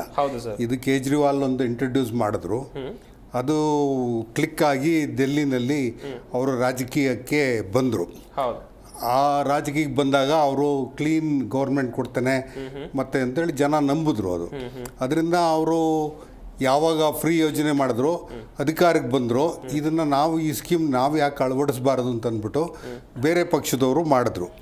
ಅವ್ರಿಗೆ ಗೊತ್ತಿದೆ, ಬೇರೆ ಪಕ್ಷದವ್ರಿಗೂ ತುಂಬ ಚೆನ್ನಾಗಿ ಗೊತ್ತಿದೆ, ಇದು ಮಾಡಿದ್ರೆ ದೇಶಕ್ಕೆ ಒಳ್ಳೇದಾಗೋದಿಲ್ಲ ಅಂತಂದೇಳಿ. ಅದು ಅಧಿಕಾರದ ಕೈ ಹಿಡಿಬೇಕಲ್ಲ, ಅಧಿಕಾರದ ಕೈ ಹಿಡಿಬೇಕಾಗಿರೋದ್ರಿಂದ ಅವ್ರೇನು ಮಾಡಿದ್ರು, ಈ ಫ್ರೀ ಬಿಸ್ಸನ್ನು ಇಂಟ್ರೊಡ್ಯೂಸ್ ಮಾಡಿದ್ರು. ಸುಮಾರು 56,000 ಕೋಟಿ ಆಗುತ್ತೆ. ಇದರಲ್ಲಿ ನೇರವಾಗಿ ಎಷ್ಟು ಜನಕ್ಕೆ ತಲುಪುತ್ತೋ, ಎಲ್ಲರಿಗೂ ತಲುಪುತ್ತೋ ಇಲ್ವೋ ಗೊತ್ತಿಲ್ಲ, ಆದರೆ ರಾಜ್ಯದ ಬಡ್ಜೆಟ್ಗೆ ಹೊಡೆತ ಬೀಳ್ತದೆ. ಖಂಡಿತ. ಈ ಟ್ಯಾಕ್ಸ್ ಕಟ್ಟೋರು ಯಾರು? ಹೈ ಕ್ಲಾಸ್ ಜನಗಳು, ಅವ್ರದ್ದು ಏನೇ ಟ್ಯಾಕ್ಸ್ ಇರಲಿ, ಮಿಡ್ಲ್ ಕ್ಲಾಸ್ ಜನಗಳ ಹತ್ರನೇ ಟ್ಯಾಕ್ಸ್ ಹೋಗೋದು, ಅವರಿಂದಲೇ ಹೆಚ್ಚಿನ ಟ್ಯಾಕ್ಸ್ ಬರೋದು. ಹೈ ಕ್ಲಾಸ್ ಜನಗಳ ಹತ್ರ ಕಡಿಮೆ, ಆ ಮಿಡ್ಲ್ ಕ್ಲಾಸ್ ಜನಗಳ ಹತ್ರದಿಂದ ಹಣ ಪಡೆದು ಈ ಉಚಿತ ಯೋಜನೆಗಳಿಗೆ ಕೊಡ್ತಾ ಇದ್ದಾರೆ. ಅದರಿಂದ ಎಲ್ಲ ಪದಾರ್ಥಗಳ ಬೆಲೆ ಹೆಚ್ಚಾಗುತ್ತೆ. ನಾವು ರಾಜಕೀಯದಲ್ಲಿ ಕೇಳೋದಿಷ್ಟೇ, ನೀವು ಅಭಿವೃದ್ಧಿ ಮಾಡಿ, ಎಲ್ಲರೂ ಶಕ್ತಿವಂತರಾಗಲಿ. ಈಗ ಏನು ಮೋದಿಯವರು 25 ಕೋಟಿ ಜನ ಬಡತನದ ರೇಖೆಯಿಂದ ಮೇಲೆ ಕೆತ್ತಿದ್ದೀವಿ ಅಂತ ಹೇಳ್ತಾರೋ, ಕರ್ನಾಟಕದ ರಾಜಕೀಯದಲ್ಲಿ 2ನೇ ಸ್ಥಾನದಲ್ಲಿ ಇದ್ದಿದ್ದು ಇವತ್ತು ನೀತಿ ಆಯೋಗದಲ್ಲಿ 13ನೇ ಸ್ಥಾನಕ್ಕೆ ಬಂದು ಇಳಿದಿದೆ. 13ನೇ ಸ್ಥಾನಕ್ಕೆ ಇವತ್ತಿನ ರೀಡಿಂಗ್ ಪ್ರಕಾರ 13ನೇ ಸ್ಥಾನಕ್ಕೆ ನೀತಿ ಆಯೋಗನವರು ಹೇಳಿಬಿಟ್ಟಿದ್ದಾರೆ. ನಾವು 13ನೇ ಸ್ಥಾನ ಅಂತಂದಾಗ 10 ಸ್ಥಾನಗಳು ಕೆಳಗೆ ಬಿದ್ದು, ಮತ್ತು ಬಿಹಾರ ಜಾರ್ಖಂಡ್ಗಿಂತ ಕೆಳಗಡೆ ಹೋಗ್ಬಿಟ್ರೆ ನಮ್ಮ ರಾಜ್ಯದ ಪರಿಸ್ಥಿತಿ ಇಲ್ಲಿ ಏನು ನಿನ್ನೆ ನಮ್ಮ ರಾಜನಾಥ್ ಸಿಂಗ್ ಹೇಳಿದು, ಲಕ್ಷ್ಮೀ ಸರಸ್ವತಿ ಇರತಕ್ಕಂಥ ಮಹಾನ್ ರಾಜ್ಯ ಇದು. ಈ ರಾಜ್ಯದಲ್ಲಿ ಎಲ್ಲ ಸವಲತ್ತುಗಳು ಇದೆ. ನಾಲ್ವಡಿ ಕೃಷ್ಣರಾಜ ಒಡೆಯರವ್ರು ಮಾಡಿದಂಥ ತ್ಯಾಗ, ಸರ್ ಎಂ ವಿಶ್ವೇಶ್ವರಯ್ಯನವ್ರು ಮಾಡಿದಂಥ ತ್ಯಾಗದಿಂದ ಇವತ್ತಿನ ದಿನ ಕರ್ನಾಟಕ ಮಾದರಿ ರಾಜ್ಯವಾಗಿ ಉಳಿದಿತ್ತು ಭಾರತದಲ್ಲಿ. ಅದನ್ನು ಭಾರತದಲ್ಲಿ ಇದನ್ನೇ ಕಂಟಿನ್ಯೂ ಆಗಬೇಕು. ಈ ಒಡೆತಗಳಿಗೆ ಇವರು ಸರಿಯಾದ ಸೂಕ್ತವಾದ ಬಡ್ಜೆಟಲ್ಲಿ ಪ್ರಾವಿಷನ್ ಮಾಡಿಕೊಂಡಿಲ್ಲ. ಸಡನ್ನಾಗಿ ಬಂದು ಅಧಿಕಾರಕ್ಕೆ ಬಂದಾಗ ಸಿದ್ದರಾಮಯ್ಯನವರು ಭಾರಿ ಧೈರ್ಯದಿಂದ ಮಾಡಿದ್ದಾರೆ. ನಾವು ಅವ್ರನ್ನ ಬ್ಲೇಮ್ ಮಾಡೋಕ್ಕೆ ಹೋಗೋದಿಲ್ಲ. ಹೈಕಮಾಂಡ್ ಏನು ಹೇಳಿದೆ ಅದು ಪ್ರಣಾಳಿಕೆಯಲ್ಲಿ ಮಾಡಿರ್ತಕ್ಕಂಥದ್ದು. ಈಗ ಟ್ರಾನ್ಸ್ಪೋರ್ಟಲ್ಲಿ ತೊಂದರೆ ಆಗಿದೆ, ಉಚಿತವಾಗಿ ಕೊಡಲಿಕ್ಕೆ ಇವ್ರಿಗೆ ತಾಕತ್ತಿದೆಯಾ? 56,000 ಕೋಟಿ ಬೇಕಾಗ್ತದೆ. 56,000 ಕೋಟಿಗೆ ಎಲ್ಲಿ ಪ್ರಾವಿಷನ್ ಮಾಡ್ಕೊಂಡಿದ್ರಿ? ಈಗ ಬೇರೆ ಕಡೆ ಕಟ್ ಮಾಡಿ ಕೊಡೋ ಬದಲು ನೀವು ಪ್ರಾವಿಷನ್ ಮಾಡ್ಕೊಂಡು ಮಾಡಿದರೆ ಚೆನ್ನಾಗಿತ್ತು. 5 ಸ್ಕೀಮು, ಒಂದು ಶಕ್ತಿ ಯೋಜನೆ, ಗೃಹಲಕ್ಷ್ಮಿ ಯೋಜನೆ, ನಿರುದ್ಯೋಗ ಯೋಜನೆ ಮತ್ತು ವಿದ್ಯುತ್ ಶಕ್ತಿ, ಈ ಸವಲತ್ತುಗಳೆಲ್ಲ ಕೊಟ್ಟರಲ್ಲ. ಈಗ ಸವಲತ್ತುಗಳನ್ನು ಯಾರು ಪಡಿತಾರೆ? ಎಲ್ಲರೂ ದುರುಪಯೋಗ ಮಾಡ್ಕೊಳ್ತಾರೆ. ಆ ದುರುಪಯೋಗ ಆಗಬಾರ್ದು. ಸವಲತ್ತುಗಳನ್ನು ಸಾರ್ಥಕ ಆಗಬೇಕು. ಆದರೆ ಈ ಒಂದು ಸ್ಕೀಮ್ನಿಂದ ಏಳಿಗೆ ಆಗೋದು ಕಡಿಮೆ. Well shed. ಗಮನಿಸ್ತಾ ಇರ್ಬೋದು ಕೆಂಪಣ್ಣ ಅವರೇ, ಆಗಲೇ ಸಾಕಷ್ಟು ವಿಚಾರಗಳ ಕುರಿತು ನೀವು ಕೂಡ ಹೇಳ್ತಾ ಇದ್ರಿ, ಒಂದಷ್ಟು ಉದಾಹರಣೆಗಳನ್ನು ಕೂಡ ಕೊಟ್ಟರೆ. ಈಗ ಗಮನಿಸ್ತಾ ಹೋಗೋದಾದ್ರೆ ಈ ಉಚಿತ ಯೋಜನೆಗಳಿಂದ ಬೇರೆ ಅಭಿವೃದ್ಧಿ ಕೆಲಸಗಳು ನಮ್ಮ ರಾಜ್ಯದಲ್ಲಿ ಆಗ್ತಾ ಇಲ್ಲ, ರಸ್ತೆಗಳು ಆಗ್ತಾ ಇಲ್ಲ, ಕೆಲವೊಂದಿಷ್ಟು ಯೋಜನೆಗಳು ಇನ್ನೂ ಜಾರಿ ಆಗಬೇಕು, ಅದೆಲ್ಲವೂ ಕೂಡ ಬರೀ ಪೇಪರ್ಗೆ ಮಾತ್ರ ಸೀಮಿತ ಆಯ್ತಾ? ಈ ಗ್ಯಾರಂಟಿಗಳು ಅದಕ್ಕೆಲ್ಲ ಹೊಡೆತ ಕೊಡ್ತಾ ಇದೆಯಾ ಹೇಗೆ ಸರ್? ಸರ್, ಬೆಂಗಳೂರು ನಗರದಲ್ಲಿ ಪಬ್ಲಿಸಿಟಿ ಮಾಡ್ತಾನೆ ಹೊರತು ಯಾವ ಕಾರ್ಯಕರ್ತನೂ ಆಗ್ತಾ ಇಲ್ಲ. ಒಂದು ರಸ್ತೆ ಮನೆ ಕಟ್ಕೊಂಡು ಒಂದು ರೋಡ್ ಕಟ್ಟಿಂಗ್ ಮಾಡಿದ್ರೆ ಆ ಗುಂಡಿ ಮುಚ್ಚಕ್ಕೆ, ಆ ರೋಡ್ ಕಟ್ಟಿಂಗ್ ಮುಚ್ಚೋದಕ್ಕೆ ಅವ್ರ ಹತ್ರ ಕಾಸಿಲ್ಲ ಅಂತ ಹೇಳ್ತಾರೆ. ಈಗ ಬಿಲ್ಡಿಂಗ್ನೂ ಮುಚ್ಚೋದಿಲ್ಲ, ಇತ್ತ ಕಾರ್ಪೊರೇಷನ್ ಗಮನ ಇಲ್ಲ. ಹೋಗ್ಬರೋ ಜನ ಎದೆ ಪಡ್ಕೊಂಡು ಸಾಯ್ಬೇಕೇ ಹೊರತು, ಬಿದ್ದು ಹೇಳ್ಬೇಕೇ ಹೊರತು ಇದಾಗ್ತಾ ಇಲ್ಲ. ಬೆಂಗಳೂರಿನಲ್ಲಂತೂ ಯಾವ ರಸ್ತೆ ಆಗಲಿ ಯಾವುದೇ ಇದಾಗಲಿ ಸರಿ ಇಲ್ಲ, ಯಾವುದು ವ್ಯವಸ್ಥೆ ಸರಿ ಇಲ್ಲ. ಬೆಂಗಳೂರು ಕಡೆ ಗಮನ ಹರಿಸುವಂಥ ವ್ಯಕ್ತಿ ಸರಿಯಾದ್ದು ಮಟ್ಟದಲ್ಲಿ ಬರ್ತಾ ಇಲ್ಲ. ಯಾಕೆ ಅಂದರೆ ಬೆಂಗಳೂರಿಂದ ಎಲ್ಲ ಕಲೆಕ್ಟ್ ಮಾಡಿ ಹಳ್ಳಿಗೆ ಸ್ವಲ್ಪ ಸರಬರಾಜು ಮಾಡ್ತಾರೆ, ಹಳ್ಳಿಗೆ ಸಹಾಯ ಮಾಡ್ತಾರೆ. ಆದರೆ ಬೆಂಗಳೂರಿಗೆ ಮಾತ್ರ ನಮ್ಗೆ ಏನು ಮಾಡ್ತಾರೆ? ಏನು ಮಾಡ್ತಾ ಇಲ್ಲ. ಎಲ್ಲ ಬೆಲೆ ಏರಿಸಿದ್ರು, ಆದರೆ ನಮ್ಗೆ ಸೌಲಭ್ಯ ಕೊಡ್ತಾ ಇಲ್ಲ. ಸರ್, ಕಸ ಗುಡ್ಸೋಕ್ಕೆ 9 ಗಂಟೆಗೆ ಬರ್ತಾರೆ, ಅವರಿಲ್ಲ ಇವರಿಲ್ಲ ಅಂತ. ಕಸ ಗುಡ್ಸೋರು 9 ಗಂಟೆಗೆ ಬರ್ತಾರೆ, ಕಸ ಎತ್ತೋರು. ಅದು ಹೇಳಿದೆ ಅವ್ರಿಗೆ ಮನೆಯವ್ರು 10 ರೂಪಾಯಿ ಕೊಟ್ರೇನೆ ಅವ್ರ ಕಸ ಎತ್ತೋದು, ಇಲ್ದ್ರೆ ಎತ್ತೋಕ್ಕೆಲ್ಲ. ಈ ಪರಿಸ್ಥಿತಿ ಇದೆ, ದಂಧೆ ಆಗೋಗಿದೆ. ಈಗ ಯಾರು ಬಂದರೂ ಅವ್ರವ್ರಿಗೆ ಸರಿಯಾಗಿ ನೋಡಿಕೊಂಡ್ರೆ ಮಾತ್ರ ಅಲ್ಲಿ ಸ್ವಚ್ಛತೆ, ಇಲ್ಲಿ ಸ್ವಚ್ಛತೆ ಬರೋದಿಲ್ಲ. ಬೆಂಗಳೂರಿನಲ್ಲಿ ಈ ದಿವಾಳಿ ಆಗಿರ್ತಕ್ಕಂಥ ಈ ಸರ್ಕಾರಕ್ಕೆ ಈ ಬೆಂಗಳೂರಿನಲ್ಲಿ ಗುಂಡಿ ಮುಚ್ಚಿ ರಸ್ತೆಗಳು ಕಾಪಾಡಿ ಸಾರ್ವಜನಿಕರಿಗೆ ಅನುಕೂಲ ಮಾಡೋ ಸ್ಥಿತಿನಲ್ಲಿ ಈಗ ಕೈಕಟ್ಟಾಕಿ ಕೂತಿದ್ದಾರೆ. ಬೆಂಗಳೂರಿನಲ್ಲಿ ನಮ್ಮ ಟ್ಯಾಕ್ಸ್ ಮಾತ್ರ ಡಬಲ್ ತಗೋತಾವ್ರೆ. ಈಗ ಮೊನ್ನೆ ಜನವರಿ ನವೆಂಬರ್ನಿಂದ ಜಾಸ್ತಿ ಮಾಡಿದ್ರು ಟ್ಯಾಕ್ಸು. ಅದೇನು ಈ ಟ್ಯಾಕ್ಸ್ ಅಂತೆ, ಆ ಟ್ಯಾಕ್ಸ್ ಈ ಬೇರೆ ಮಾಡಬೇಕಂತೆ, ಸಿ ಬೇರೆ ಮಾಡಬೇಕಂತೆ. ಮದ್ದಿರೋ ಟ್ಯಾಕ್ಸ್ ನಾವು ಎಲ್ಲ ಒರಿಜಿನಲ್ ಮಾಡ್ಕೊಂಡಿದ್ದೀವಿ, ಅದ್ರ ಮೇಲೆ ಬೇರೆ ಮಾಡಬೇಕು ಅಂತ ಹೇಳಿ ತಿರುಗಿ ಇದು ಮಾಡ್ತಾರೆ. ಅದಕ್ಕೆ ಬೇರೆ ಕೊಡಬೇಕು, ಇದಕ್ಕೆ ಬೇರೆ ಕೊಡಬೇಕು, ಅದಷ್ಟು ಕಟ್ಟಿ ಇದಿಷ್ಟು ಕಟ್ಟಿ. ಇದೇ ಪ್ರಾಬ್ಲಮ್ ಆಗಿ ನಮಗೆ ಭಾಳ ಚಿತ್ರಹಿಂಸೆ ಆಗಿದೆ ಬೆಂಗಳೂರಿನಲ್ಲಿ. ಒಂದು ಮನೆ ಕಟ್ಟಬೇಕಾದ್ರೆ ಇವಾಗ ಸರ್ ಇಷ್ಟೇ ಫ್ಲೋರ್ ಇರಬೇಕು, ಹಿಂಗೆ ಇರಬೇಕು ಅಂತ ಇಲ್ದ ಹೋದ್ರೆ ನಾವು ಕರೆಂಟ್ ಕೊಡೋದಿಲ್ಲ, ಇದು ಕೊಡೋದಿಲ್ಲ ಅಂತಾರೆ. ಪರ್ಮಿಷನ್ ಕೊಡೋರೇ ಅವರು, ಪ್ಲಾನ್ ಮಾಡಿ ಅವ್ರಿಗೆ ನಮ್ಗೆ ಅಪ್ರೂವಲ್ ಮಾಡಿ ಕೊಟ್ಟೋರೇ ಅವರು. ಈಗ ಅವರು ತಡಾಕಿ ಕೆಲವು ಕರೆಂಟ್ ಕೊಡ್ತಾ ಇಲ್ಲ, ನೀರು ಕೊಡ್ತಾ ಇಲ್ಲ. ಈಗ ಬಿಲ್ಡಿಂಗು ನಿಂತೋಗಿದೆ, ಇತ್ತ ಕೆಲಸನೂ ನಿಂತೋಗಿದೆ. ನಮ್ಮ ಹತ್ತು ಇಲ್ಲ ನಡುಬೀದಿ ಆಗ್ತಾ ಇದೆ. ಸರಿಯಾಗಿ ಆರ್ಥಿಕ ಸುಧಾರಣೆ ನಗರ ಪಾಲಿಕೆ ಸರಿಯಾಗಿ ಕ್ರಮ ಗೈಸ್ಕೊಳ್ತಾ ಇಲ್ಲ ಸರ್. ಕ್ರಮ ಯಾವುದು ತಗೊಳ್ತಾ ಇಲ್ಲ. ಸದ್ಯಕ್ಕೆ ನಮಗೆ ತಾತ್ಕಾಲಕ್ಕೆ ರಸ್ತೆ ಬೋರಿಗಳು ಸ್ವಲ್ಪ ಸರ್ ಮಾಡಿ ನಮಗೆ ಕುಡಿಯೋ ನೀರಿನ ಅವಸ್ಥೆ ಮಾಡಿಕೊಟ್ರೆ ಎಷ್ಟೋ ನಾವು ಪುಣ್ಯ ಅಂತ ನೆನೆಸ್ಕೊಂಡು ಈ ಫ್ರೀ ಕೊಡೋದ್ರನ್ನ ಬದಲು ನಿಲ್ಲಿಸಿ. ಈ ಫ್ರೀ ಕೊಡೋದ್ರಿಂದನೇ ನಾವೆಲ್ಲ ಸೋಂಬೇರಿಗಳಾಗಿರೋದು. ಸರ್ ಬೆಳಿಗ್ಗೆ ಎದ್ದರೆ ನಾನು ಹೇಳ್ತೀನಿ ಕೇಳಿ, ಇಲ್ಲಿ ದುಡಿಯೋಕ್ಕೆ ಅಲ್ಲಿ ಹೋಯ್ತಿದ್ದು ಕೆಲಸದ ಮೇಲೆ ಹೋಯ್ತಿದ್ದವನು ಹೋಗ ಅಲ್ಲಿ ನಮ್ಮ ಮನೇಲಿ ನಮ್ಮ ಹೆಂಗಸರು 300 ರೂಪಾಯಿ ಕೊಟ್ಟವ್ರೆ, ಅಲ್ಲಿ ಹೋಗಿ 1-2 ಇಡ್ಲಿ ತಿನ್ಕೊಂಡು ಅಲ್ಲಿ ಕೂತಿದ್ದು 1 ಕ್ವಾರ್ಟರ್ ಹಾಕೊಂಬತ್ತೀನಿ ಅನ್ನೋ ಮಟ್ಟಕ್ಕೆ ಮಾತಾಡ್ತಾರೆ ಸರ್. ಸರ್ ನಾಳೆ ನಾಡ್ದು ನೋಡೋಣ ಇರಿ ಸರ್ ನಿಮ್ಮ ಕೆಲಸ, ಇವಾಗ ಆಗಲ್ಲ ಅಂತಾರೆ. ಮೊದಲು ಹಂಗಿರಲಿಲ್ಲ ಸರ್, ಏನೋ ಕೆಲಸ ಇದ್ರೆ ಕೊಡಿ ಸರ್ ಮಾಡ್ತೀವಿ, ಖರ್ಚು ಕಾಸಿಲ್ಲ ಅನ್ನೋರು. ಈಗ ಅದಿಲ್ಲ. ಈಗೇನು ಅಲ್ಲಿ ಹೋಗಿ ಅಕ್ಕಿ ಸೊಸೈಟಿಗಳಲ್ಲಿ ಅಕ್ಕಿ ಕೊಡ್ತಾರೆ ಸರ್. ಇವತ್ತು ಅಕ್ಕಿ ಬಡವನಿಗಿಂತ ಅನುಕೂಲ ಇರೋರೇ ಜಾಸ್ತಿ ತಗೋತಾರೆ. ಯಾಕೆಂದರೆ ಅವ್ರ ಕಾರ್ಡು ಏನು ಮಾಡಿದಾರಂತೆ, ಬಡವರು ಅವಾಗ ಮಾಡ್ಕೊಂಡವ್ರಲ್ಲ ಕಾರ್ಡು, ಅವು ಹಂಗೇ ಇವೆ. ಇವತ್ತು ಅವ್ರ ಮನೆ ಕೆಲಸ ಮಾಡೋರು, ಅವ್ರ ಮನೇಲಿ ಎಲ್ಲ ಮಾಡೋರು, ಡ್ರೈವರ್ಗಳು ಎಲ್ಲರೂ ಅದೇ ಅಕ್ಕಿದ್ದೆ ತಗೋತಾರೆ. ಖಂಡಿತ ಅವರೇ ಎಲ್ಲ ತಗೋತಾರೆ. ಅವ್ರಿಗೆ ಅನುಕೂಲ ಇರೋರಿಗೆ ಅನುಕೂಲ ಆಗ್ತಾ ಇದೆ ಹೊರತು ಸಾಮಾನ್ಯ ಜನಕ್ಕೆ ಕಷ್ಟ ಆಗ್ತಾ ಇದೆ ಸರ್. ಎಸ್ ಶಶಿಕಾಂತ್ ಸರ್, ಇನ್ನೊಂದು ವಿಚಾರ ಅಂತ ಹೇಳಿದ್ರೆ, ಪ್ರತಿಯೊಂದು ರಾಜಕೀಯ ಪಕ್ಷಗಳು ಅಧಿಕಾರಕ್ಕೆ ಬರುವಂತ ಸಂದರ್ಭದಲ್ಲಿ ನಾವು ಬಡತನವನ್ನ ನಿರ್ಮೂಲನೆ ಮಾಡ್ತೇವೆ ಅಂತ ಹೇಳ್ತಾರೆ. ಪ್ರತಿಯೊಬ್ಬ ರಾಜಕಾರಣಿಯ ಆಸ್ತಿ ವಿವರವನ್ನ ನೋಡಿ, ಪ್ರತಿ ವರ್ಷದಿಂದ ಪ್ರತಿ ಎಲೆಕ್ಷನ್ ಎಲೆಕ್ಷನ್ಗೆ ಆತನ ಆಸ್ತಿ ಜಾಸ್ತಿ ಆಗುತ್ತೆ ಹೊರತು ಆತನಿಗೆ ಮತ ಹಾಕೋರ್ ಕತೆ ಏನ್ ಸರ್? ಪ್ರಶ್ನೆ ಮಾಡೋರು ಯಾರು? ಈ ವ್ಯವಸ್ಥೆಯಲ್ಲಿ ಮತದಾರರಿಗೆ ಪ್ರಶ್ನೆ ಮಾಡೋ ಹಕ್ಕಿಲ್ಲ. ಓಕೆ ಆಯ್ತಾ? ನೀವು ಪ್ರಶ್ನೆ ಮಾಡಿದ್ರು ನಿಮ್ದು ಅರಣ್ಯ ರೋಗ. ಬಟ್ ಆಯ್ಕೆ ಮಾಡೋ ಹಕ್ಕಿದೆಲ್ಲ ಸರ್? ಅಲ್ಲ, ಆಯ್ಕೆ ಮಾಡೋದು ಯಾರು? ಇವನಿಲ್ಲ ಅವನಿಲ್ಲ ಇವನು, ಅವರೆಲ್ಲರೂ ಕೋಟ್ಯಾಧೀಶರೇ, ಎಲ್ಲರೂ ದುಡ್ಡು ಮಾಡಿದವ್ರೆ. ಆಯ್ಕೆ ಸ್ವತಂತ್ರ ನಮ್ಗೆ ಯಾವುದಿದೆ ಅನ್ನೋದು ಹೇಳ್ಬಿಡಿ ನನಗೆ. ಆದ್ದರಿಂದ ಇದು ಚುನಾವಣೆ ಇರುತ್ತೆ. ಆದರೆ ಇವಾಗ ನೀವು ಹೇಳಿದಂದ್ರೆ ಇದೆಲ್ಲ ಪ್ರೀಫೀಸ್ ಅನ್ನೋದು ಚುನಾವಣೆ ಗಿಮಿಕ್ಕು ಅಂತ ಹೇಳ್ಬಿಟ್ಟು, ಆಯ್ತಾ? ಸರಿ, ಚುನಾವಣೆ ಗಿಮಿಕ್ಕು ಅಂತಂದ್ರೆ ಬೇಕಾಗಿರೋದೇನು? ಸುಪ್ರೀಂ ಕೋರ್ಟ್ ಹೇಳಬೇಕಾಗಿರೋದು ಒಂದೇ ಒಂದು ಮಾತು, ನೀವು ಫ್ರೀ ಬೀಸ್ ಅನೌನ್ಸ್ ಮಾಡಬೇಡಿ, ಮಾಡಿದ್ರೆ ಅದನ್ನ ನೆರವೇರಿಸದೇ ಇರಕೂಡುದು.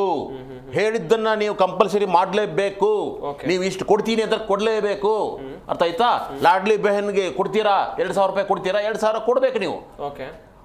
ಆಯ್ತಾ? ಅದನ್ನ ಯೋಚನೆ ಮಾಡಬೇಕು. ಆದರೆ ಕೊಡಬಾರ್ದು ಅನ್ನೋದು ಮಹಾ ಅಪರಾಧ ಆಗುತ್ತೆ, ಅದು ಮಾನವ ಹಕ್ಕುಗಳ ಉಲ್ಲಂಘನೆ ಆಗುತ್ತೆ. ಆಯ್ತು, ನಮ್ಮ ಹಿರಿಯರು ಹೇಳಿದ್ರು, ಈಗ ಸರ್ಕಾರ ಏನೇನು ಕೊಡುತ್ತಲ್ವಾ ಅದನ್ನ ಕೊಟ್ಬಿಡ್ತೀನಿ ಸರ್ ನಾಳೆಗೆ ಅವ್ರಿಗೆ. ಅರ್ಥ ಆಯ್ತಾ? 1 ತಿಂಗಳು ನಾವೇ ಕೊಡೋಣಂತೆ, ಅವ್ರು ಬದುಕಿ ತೋರಿಸ್ಬಿಡ್ಲಿ. 1 ಕೆಜಿ 5 ಕೆಜಿ ಅಕ್ಕಿಯಲ್ಲಿ ಒಬ್ಬ ಮನುಷ್ಯ 1 ತಿಂಗಳು ಬದುಕಬಹುದಾ? ಗಮನ ಇಟ್ಕೊಳ್ಳಿ. ಕೊಟ್ಟಿದ್ದು 10 ಕೆಜಿ ಕೊಡ್ತೀವಿ ಅಂತ ಹೇಳಿ ಸರ್, ನಾನು ಹೇಳ್ತಾ ಇರೋದು 5 ಕೆಜಿನೇ ಇಟ್ಕೊಳ್ಳಿ. ಆಯ್ತಾ? 10 ಕೆಜಿಯಿಂದ ಬರೀ ಅಕ್ಕಿ ತಿಂದು ಬದುಕಾಗಲ್ಲ ಸರ್. ಅದ್ರ ಜೊತೆಗೆ ಸಹಿತ ಸಾಂಬಾರು ಪದಾರ್ಥಗಳು, ಮಗದೊಂದು ಹಾಲು, ಹಣ್ಣು ಬೇಕಾಗುತ್ತೆ. 1 ಲೀಟರ್ ಹಾಲು ಎಷ್ಟಿದೆ ಇವಾಗ? 55 ರೂಪಾಯಿ ಇದೆ, 60 ರೂಪಾಯಿ ಇದೆ. ಅರ್ಥ ಆಯ್ತಾ? ಸೊ ಆದ್ದರಿಂದ ಅಂದ್ರೇನು, ಒಬ್ಬ ಮನುಷ್ಯ ಬರೀ ಅಕ್ಕಿ ತಿನ್ಕೊಂಡು ನೀರು ಸಾರು ತಿನ್ಕೊಂಡು ಬದುಕಬೇಕು ಅನ್ನೋದಿದೆಯಲ್ವಾ, ಅದಲ್ಲ. ಅವ್ರು ಕೂಲಿ ಕಾರ್ಮಿಕರು, ದೇಶ ಕಟ್ಟುವವರು, ಎಲ್ಲಾ ರೀತಿಯಾದಂತ ಶ್ರಮಿಕರು, ಈ ದೇಶ ಕಟ್ಟುವವರು. ನನ್ನ ಮನೆ, ನಿಮ್ಮ ಮನೆ, ಇವ್ರ ಮನೆ ಎಲ್ಲ ಕಟ್ಟಿದವರು ಅವರು. ಅವ್ರಿಗೇನಾದ್ರೂ ನಾವು ಸವಲತ್ತನ್ನು ಕೊಡ್ತೀವಿ ಸರ್ಕಾರ ಅಂತಂದ್ರೆ ತಪ್ಪೇನಿದೆ? ಕೊಡ್ರಿ ಅಂತ ಹೇಳ್ತೀನಿ ನಾನು. ಸರ್ಕಾರ ಕೊಡುತ್ತೆ 20 ಲಕ್ಷ ಕೋಟಿ ರೂಪಾಯಿ ಒಂದು ವರ್ಷಕ್ಕೆ. ನೀವು ಕಾರ್ಪೊರೇಟ್ ಕಂಪನಿಗಳಿಗೆ ಫ್ರೀ ಬೀಸ್ ಕೊಡ್ತೀರಿ ಅಂದ್ರೆ ಏನೋ, ಅವ್ರಿಗೆ ಫ್ರೀ ಉಚಿತವಾದ ಜಾಗ, ಅವ್ರಿಗೆ ಉಚಿತವಾದ ವಿದ್ಯುತ್, ನೆಲ, ಜಲ ಎಲ್ಲಾನು ಕೊಟ್ಟು ಬನ್ನಿ. ನಿನ್ನೆ ಒಂದು ಹೇಳಿದ್ರಲ್ಲ ಸಮಿಟ್, ಏನು ಸಮಿಟ್? Investment summit. ಹೌದು ಸ್ವಾಮಿ, ಅವ್ರ ಇನ್ವೆಸ್ಟ್ಮೆಂಟ್ ಸಮಿತಿಯಲ್ಲಿ ಏನಂದ್ರೆ, ನಾವು ಎಷ್ಟು ಎಕರೆ ಬೇಕು ನಿಮ್ಗೆ? 1000 ಎಕರೆ ತೋಳಿ ಕೊಡ್ತೀನಿ, 500 ಎಕರೆ ತೋಳಿ ಕೊಡ್ತೀನಿ. ಆಯ್ತಾ? ಎಲ್ಲ ಉಚಿತವಾದ ಕೊಡ್ತೀವಿ, ಬನ್ನಿ ಅಂತ ಹೇಳ್ತೀವಿ. ಅವರು ಇಲ್ಲಿ ಬಂದು ಬಿಟ್ಟು ಏನ್ ಮಾಡ್ತಾರೆ, ಇಲ್ಲಿರ್ತಕ್ಕಂಥ ಕಾರ್ಮಿಕರಿಗೆ C-D ಗ್ರೇಡ್ ಕೆಲಸ ಸಿಗಬಹುದು ಅಷ್ಟೇ. ಆಯ್ತಾ? ಎಲ್ಲಾ ಕೆಲಸಗಳು ಸಿಗೋದು ಉತ್ತರ ಭಾರತದವ್ರಿಗೆ. ಎಲ್ಲವೂ ಸಹಿತ ಈಗ AI ತಂತ್ರಜ್ಞಾನ ಬಂದಿದೆ. AI ತಂತ್ರಜ್ಞಾನದಲ್ಲಿ ಎಲ್ಲವನ್ನೂ ಮಾಡ್ತಾರೆ, ಪ್ರೊಡಕ್ಷನ್ ಮಾಡ್ತಾರೆ, ಲಾಭ ಮಾಡ್ಕೊಳ್ತಾರೆ, ಲೂಟಿ ಮಾಡ್ತಾರೆ. ಬೇರೆ ದೇಶದವರು ಇಲ್ಲಿರ್ತಕ್ಕಂಥ ತಗೊಂಡು ಸಂಪನ್ಮೂಲ ತಗೊಂಡು ಹೋಗ್ತಾರೆ.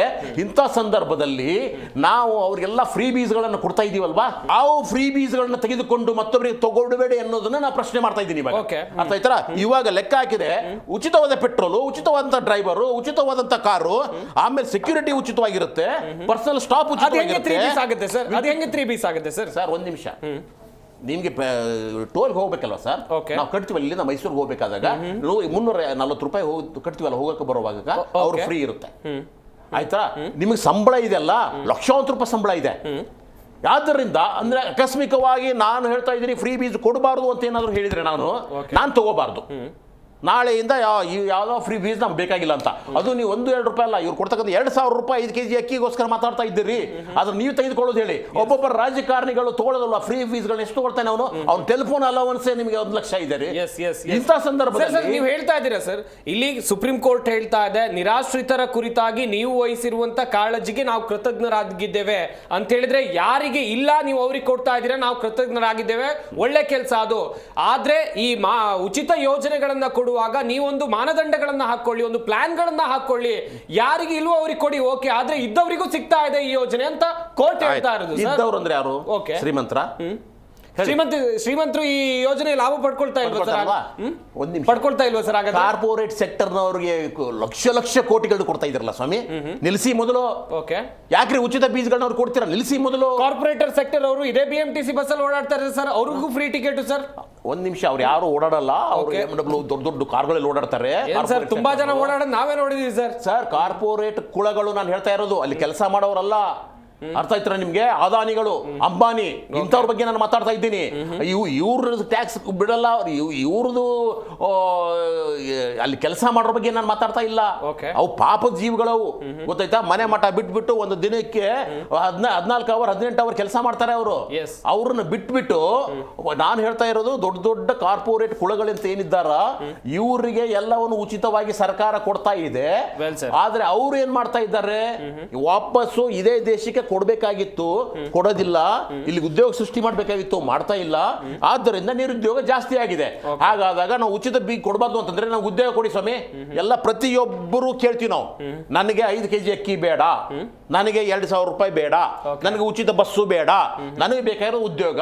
ಆಯ್ತು ಸ್ವಾಮಿ, ನಾನು ಡಿಗ್ರಿ ಓದಿದ್ದೀನಿ, ನಾನು ಓದಿದ್ದಕ್ಕೆ ಒಂದು ಉದ್ಯೋಗ ಕೊಟ್ಬಿಡಿ ಸರ್ಕಾರ, ಸಾಕು, ಇನ್ನೇನು ಬೇಡ. ನಾನು SSLC ಓದಿದ್ದೀನಿ, ಅದಕ್ಕೊಂದು ಉದ್ಯೋಗ ಕೊಟ್ಬಿಡಿ ಸಾಕು. ಆಯ್ತಾ? ನಮಗೆ 40,000 50,000 ಸಂಬಳ ಕೊಟ್ಬಿಡಿ ಸಾಕು, ನಮ್ಗೆ ಯಾವ್ದು ಬೇಡ ಅಂತ ಕೇಳ್ತಾರೆ. ಕೇಳಬೇಕು, ಅವ್ರ ಹಕ್ಕೋದು. ಹಾಗಾದಾಗ ಆ ಒಂದು ಉದ್ಯೋಗವನ್ನ ಕೊಡ್ಲಿಕ್ಕೆ ಈ ಸರ್ಕಾರ ಯಾವಾಗ ಸಾಧ್ಯ ಇಲ್ಲವೋ, ಯಾರಿಗೆ ಓದೋದಕ್ಕೆ ನೀವೇನು ಓದಿದಿರಾ, ನಿಮ್ಮ ಓದೋದಕ್ಕೆ ತಕ್ಕಾಗಿ ಉದ್ಯೋಗ ಕೊಡೋದಿಲ್ಲ. ಇಂಜಿನಿಯರಿಂಗು ಸರ್, ಈ ಹೊರಗಡೆ ಬಂದಿರತಕ್ಕಂಥ ಇಂಜಿನಿಯರಿಂಗ್ ಅಲ್ಲಿ 70-80% ಇಂಜಿನಿಯರ್ಗಳು ನಿರುದ್ಯೋಗಿಗಳು, ಅವ್ರಿಗೆ ಉದ್ಯೋಗ ಇಲ್ಲ. ಹಾಗಾದ್ರೆ ಯಾಕೆ ಕಾಲೇಜುಗಳನ್ನ ಮಾಡಿದಿರಿ, ಯಾಕೆ ಡಿಗ್ರಿಗಳನ್ನು ಕೊಡ್ತೀರಿ ಅಂತಂದ್ರೆ ಅದರ ಅರ್ಥ ಏನು? ನೀವು ನಿರುದ್ಯೋಗವನ್ನು ಸೃಷ್ಟಿ ಮಾಡಿದಿರಿ. 1 ವರ್ಷಕ್ಕೆ 2 ಕೋಟಿ ಜನಕ್ಕೆ ನಾವು ಉದ್ಯೋಗ ಕೊಡ್ತೀವಿ ಅಂತ ಹೇಳಿದ್ದಲ್ವಾ? ಇಲ್ಲಿವರು ಕೊಟ್ಟಿಲ್ವಲ್ಲ. ಆಗ ನಿರುದ್ಯೋಗ ಹೋಗುವವರೆಗೂ, ಜನರು ಸಬಲರಾಗುವವರೆಗೂ ಅವ್ರಿಗೆ ನೀವು ಉಚಿತವಾಗಿ ಅಂತಲ್ಲ, ಅದು ನಿಮ್ಮ ಹಕ್ಕು, ಅವ್ರು ಕೊಡ್ಲೇಬೇಕು, ಕೊಡ್ತಾ ಹೋಗಿ. ಚುನಾವಣೆಯಲ್ಲಿ ಮತದಾರರನ್ನ ಸೆಳೆಯೋಕೆ ರಾಜಕೀಯ ಪಕ್ಷಗಳು ಪೈಪೋಟಿಯಂತೆ ಕೊಡ್ತಾ ಇರುವಂತ ಫ್ರೀ ಯೋಜನೆಗಳ ವಿಚಾರವಾಗಿ ನಾವು ಮಾತನಾಡ್ತಾ ಇದ್ವಿ ವೀಕ್ಷಕರೇ. ನೀವು ಗಮನಿಸಿರಬಹುದು, ಕರ್ನಾಟಕ ವಿಧಾನಸಭೆ ಚುನಾವಣೆ, ಹಾಗೇನೆ ಉತ್ತರ ಭಾರತದಲ್ಲಿ ನಡೆದಂತ ಕೆಲವೊಂದಿಷ್ಟು ವಿಧಾನಸಭೆ ಚುನಾವಣೆ, ಮೊನ್ನೆ ದೆಹಲಿಯಲ್ಲಿ ನಡೆದಂತ ವಿಧಾನಸಭೆ ಚುನಾವಣೆ, ಮಹಾರಾಷ್ಟ್ರದಲ್ಲಿ ನಡೆದಂತ ವಿಧಾನಸಭೆ ಚುನಾವಣೆ, ಇಲ್ಲಿ ರಾಜಕೀಯ ಪಕ್ಷಗಳು ಕೊಟ್ಟಂತ ಗ್ಯಾರಂಟಿಗಳು ಅದರ ಮೂಲಕ ಆಡಳಿತಕ್ಕೆ ಏರಿತು. ಮುಂದೆ ಆಗಬಹುದಾದಂತ ತೊಂದರೆಗಳ ವಿಚಾರವಾಗಿ, ಆರ್ಥಿಕ ಹೊಡೆತದ ವಿಚಾರವಾಗಿ ಯಾರಾದರೂ ಕೂಡ ಯೋಚನೆ ಮಾಡಿದ್ದಾರಾ ಎನ್ನುವುದಾಗಿ ಪ್ರಶ್ನೆಗಳು ಈಗ ಉದ್ಭವಿಸ್ತಾ ಇದೆ. ಇದೇ ವಿಚಾರವಾಗಿ ಚರ್ಚೆಯನ್ನು ಮಾಡ್ತಾ ಇದ್ವಿ. CR ಜನಾರ್ದನ್ ಅವರನ್ನ ಮಾತನಾಡಿಸ್ತಾ ಹೋಗೋಣ. ಸರ್, ನಾವು ಆಗ್ಲೂ ಕೂಡ ಆರ್ಥಿಕತೆ ವಿಚಾರವಾಗಿ ಮಾತನಾಡ್ತಾ ಇದ್ವಿ ಸರ್. ಈ ಯೋಜನೆಗಳನ್ನ ಕೊಡುವಾಗ ಒಂದು ಕ್ಲಿಯರ್ ಪ್ಲಾನ್ ಇರಬೇಕು. ಘೋಷಣೆ ಯಾರು ಬೇಕಾದ್ರೂ ಮಾಡಬಹುದು ಸರ್, ಅಧಿಕಾರಕ್ಕೆ ಏರೋಕ್ಕಿಂತ ಮುಂಚಿತವಾಗಿ ಜನ ಆಯ್ಕೆ ಮಾಡೋದು, ಅದಕ್ಕಿಂತ ಮುಂಚಿತವಾಗಿ ಒಂದು ಕ್ಲಿಯರ್ ಪ್ಲಾನ್ ಇರಬೇಕು. ಒಂದ್ ವೇಳೆ ಅಧಿಕಾರಕ್ಕೆ ನಾವು ಬಂದಿದ್ದೇ ಆದಲ್ಲಿ ಯಾರಿಗೆ ಈ ಯೋಜನೆಗಳನ್ನ ಕೊಡಬೇಕು, ಯಾರಿಗೆ ಈ ಯೋಜನೆಗಳನ್ನ ಕೊಡಬಾರ್ದು ಎನ್ನುವುದಾಗಿ. ಆದ್ರೆ ಯಾವುದಾದ್ರೂ ರಾಜಕೀಯ ಪಕ್ಷಗಳು ಇದ್ರ ಬಗ್ಗೆ ಯೋಚನೆ ಮಾಡಿದಾರ ಸರ್? ನಾನು ಹೇಳೋದಿಷ್ಟೇ ಸರ್, ರಾಜಕೀಯ ಪಕ್ಷಗಳು ಚಾಣಕ್ಯ ಮತ್ತು ಸ್ವಾಮಿ ವಿವೇಕಾನಂದರು ಹೇಳ್ದಂಗೆ 3 ವಿಧಾನದಲ್ಲಿ ಅವರು ಉಚಿತವಾಗಿ ಕೊಡಬಹುದು. ಒಂದು ಶಿಕ್ಷಣ, ಒಂದು ನ್ಯಾಯಾಂಗ ಮತ್ತು ಆರೋಗ್ಯ. ಈ 3 ಉಚಿತವಾಗಿ ಕೊಡಬೇಕು, ಯಾವುದೇ ಸರ್ಕಾರ ಬರಲಿ. ಅದು ಬಿಟ್ಟು ಇನ್ನೇನು ಕೊಟ್ಟರು ಕೂಡ ರಾಜ್ಯಕ್ಕೆ ಹೊರೆ ಆಗುತ್ತೆ. ಈಗ ಸುಪ್ರೀಂ ಕೋರ್ಟ್ ಅವ್ರು ಹೇಳಿರ್ತಕ್ಕಂಥದ್ದನ್ನು ಒಂದು ವಿಷಯ ಏನಾಗಿದೆ, 10 ವರ್ಷದಿಂದ ಈ ಆ್ಯಪ್ ರೂಲ್ ಮಾಡಿದಂಥ ಸ್ಟೇಟು ಗ್ಯಾರಂಟಿ ಸ್ಕೀಮಲ್ಲಿ ಗೆದ್ದು ಅಧಿಕಾರಕ್ಕೆ ಬರ್ತೀವಿ ನಾವು, ಇನ್ನು 50 ವರ್ಷ ಆದರೂ ಯಾರು ನಮ್ಮನ್ನು ಅಲ್ಲಾಡ್ಸೋಕ್ಕಾಗಲ್ಲ ಅಂತ ಯಾಕೆ ಬರಲಿಲ್ಲ? ಅಭಿವೃದ್ಧಿ ಇಲ್ಲ.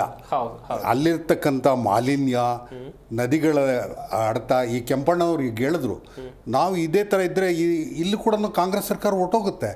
ಕಾಂಗ್ರೆಸ್ ಸರ್ಕಾರ ಏನು ಮಾಡಬೇಕಾಗಿತ್ತು ಅಂತಂದರೆ BJP ಸರ್ಕಾರಕ್ಕಿಂತ ಚೆನ್ನಾಗಿ ಕೆಲಸ ಮಾಡಿ ತೋರಿಸ್ಬೇಕಾಗಿತ್ತು. ಇವತ್ತು ಆ ಶಕ್ತಿ ಯೋಜನೆಯಿಂದ ವೆಹಿಕಲಲ್ಲಿ ಡ್ರೈವರ್ಗಳಿಗೆ ಭಾರಿ ತೊಂದರೆ ಇದೆ. Vehicle conditions are not good. ಹೊಸ ವೆಹಿಕಲ್ ತಗೊಳ್ಬೇಕಾಗ್ತದೆ, ಹೊಸ ವೆಹಿಕಲ್ ತಗೊಳಕ್ಕಾಗೋದಿಲ್ಲ. ಗೃಹಲಕ್ಷ್ಮಿ ಯೋಜನೆಯಲ್ಲಿ ನಮಗೆ ದುಡ್ಡು ಬಂತ ಅಂತ ಬ್ಯಾಂಕಿಗೆ ಹೋಗಿ ಕೇಳೋರಿದ್ದಾರೆ ಹೊರತು ಅದ್ರ ಸದುಪಯೋಗ ಆಗೋದಿಲ್ಲ. Rob Peter and pay Paul ಅಂತ ಇಂಗ್ಲೀಷಲ್ಲಿ ಒಂದು ಪ್ರಾವರ್ಬ್ ಇದೆ. ಆ ಥರ ಇಲ್ಲಿ ಮಧ್ಯಮ ಜನಾಂಗದವ್ರ ಹತ್ರನೇ ತಗೊಳ್ಳೋದು ದುಡ್ಡು. ಈಗ ಹಾಲ್ನವರು ತುಂಬ ಸಾಹುಕಾರರಿಗೆ ಯಾವುದೇ 100 ರೂಪಾಯಿ ಈರುಳ್ಳಿ ಆದರೂ ಪರವಾಗಿಲ್ಲ, 500 ರೂಪಾಯಿ ಈರುಳ್ಳಿ ಆದರೂ ಪರವಾಗಿಲ್ಲ, ಅವ್ರು ಏನು ಯೋಚನೆ ಮಾಡಲ್ಲ. ಮಧ್ಯಮ ವರ್ಗದವನು ಏನು ಮಾಡ್ತಾನೆ, ಈ ಹಣ ಎಲ್ಲಿಂದ ಹೋಗ್ತದೆ, ಮಧ್ಯಮ ವರ್ಗದವರಿಂದ ಬಡತನಕ್ಕೆ ಹೋಗುತ್ತೆ. ಈಗ ಬಡತನದವರು ಮೇಲಕ್ಕೆತ್ತಲಿ ಅಂತಂದೇಳಿ ಸರ್ಕಾರ ಮಾಡಿದಂಥ ಕಾರ್ಯಕ್ರಮ ಮಧ್ಯಮ ವರ್ಗದವ್ರನ್ನೂ ಬಡತನಕ್ಕೆ ಇಳಿಸ್ಬಿಡುತ್ತೆ. ಬಡತನನೇ ಕಂಟಿನ್ಯೂ ಆಗಿಬಿಡುತ್ತೆ. ಈ ಉದ್ಯೋಗ ಬೇಕು, ಉದ್ಯೋಗಕ್ಕೆ ಬೇಕಾಗಿರ್ತಕ್ಕಂಥ ಮೂಲಭೂತ ಸೌಕರ್ಯಗಳೇ ಇಲ್ಲ. ಮೂಲಭೂತ ಸೌಕರ್ಯಗಳಿಲ್ದಾಗ ಯಾವುದೇ ಉದ್ಯೋಗ ದೊರೆಯೋದಂಥದ್ದು ಕಷ್ಟ. ಈಗ ಏನು ಒಂದು ಸಣ್ಣ ಕೈಗಾರಿಕೆ ಅಂತ ಮಾಡ್ತಾರಲ್ಲ, ಸಣ್ಣ ಕೈಗಾರಿಕೆನಲ್ಲಿ 2 ಥರದ ನೇರ ಉದ್ಯೋಗ ಮತ್ತು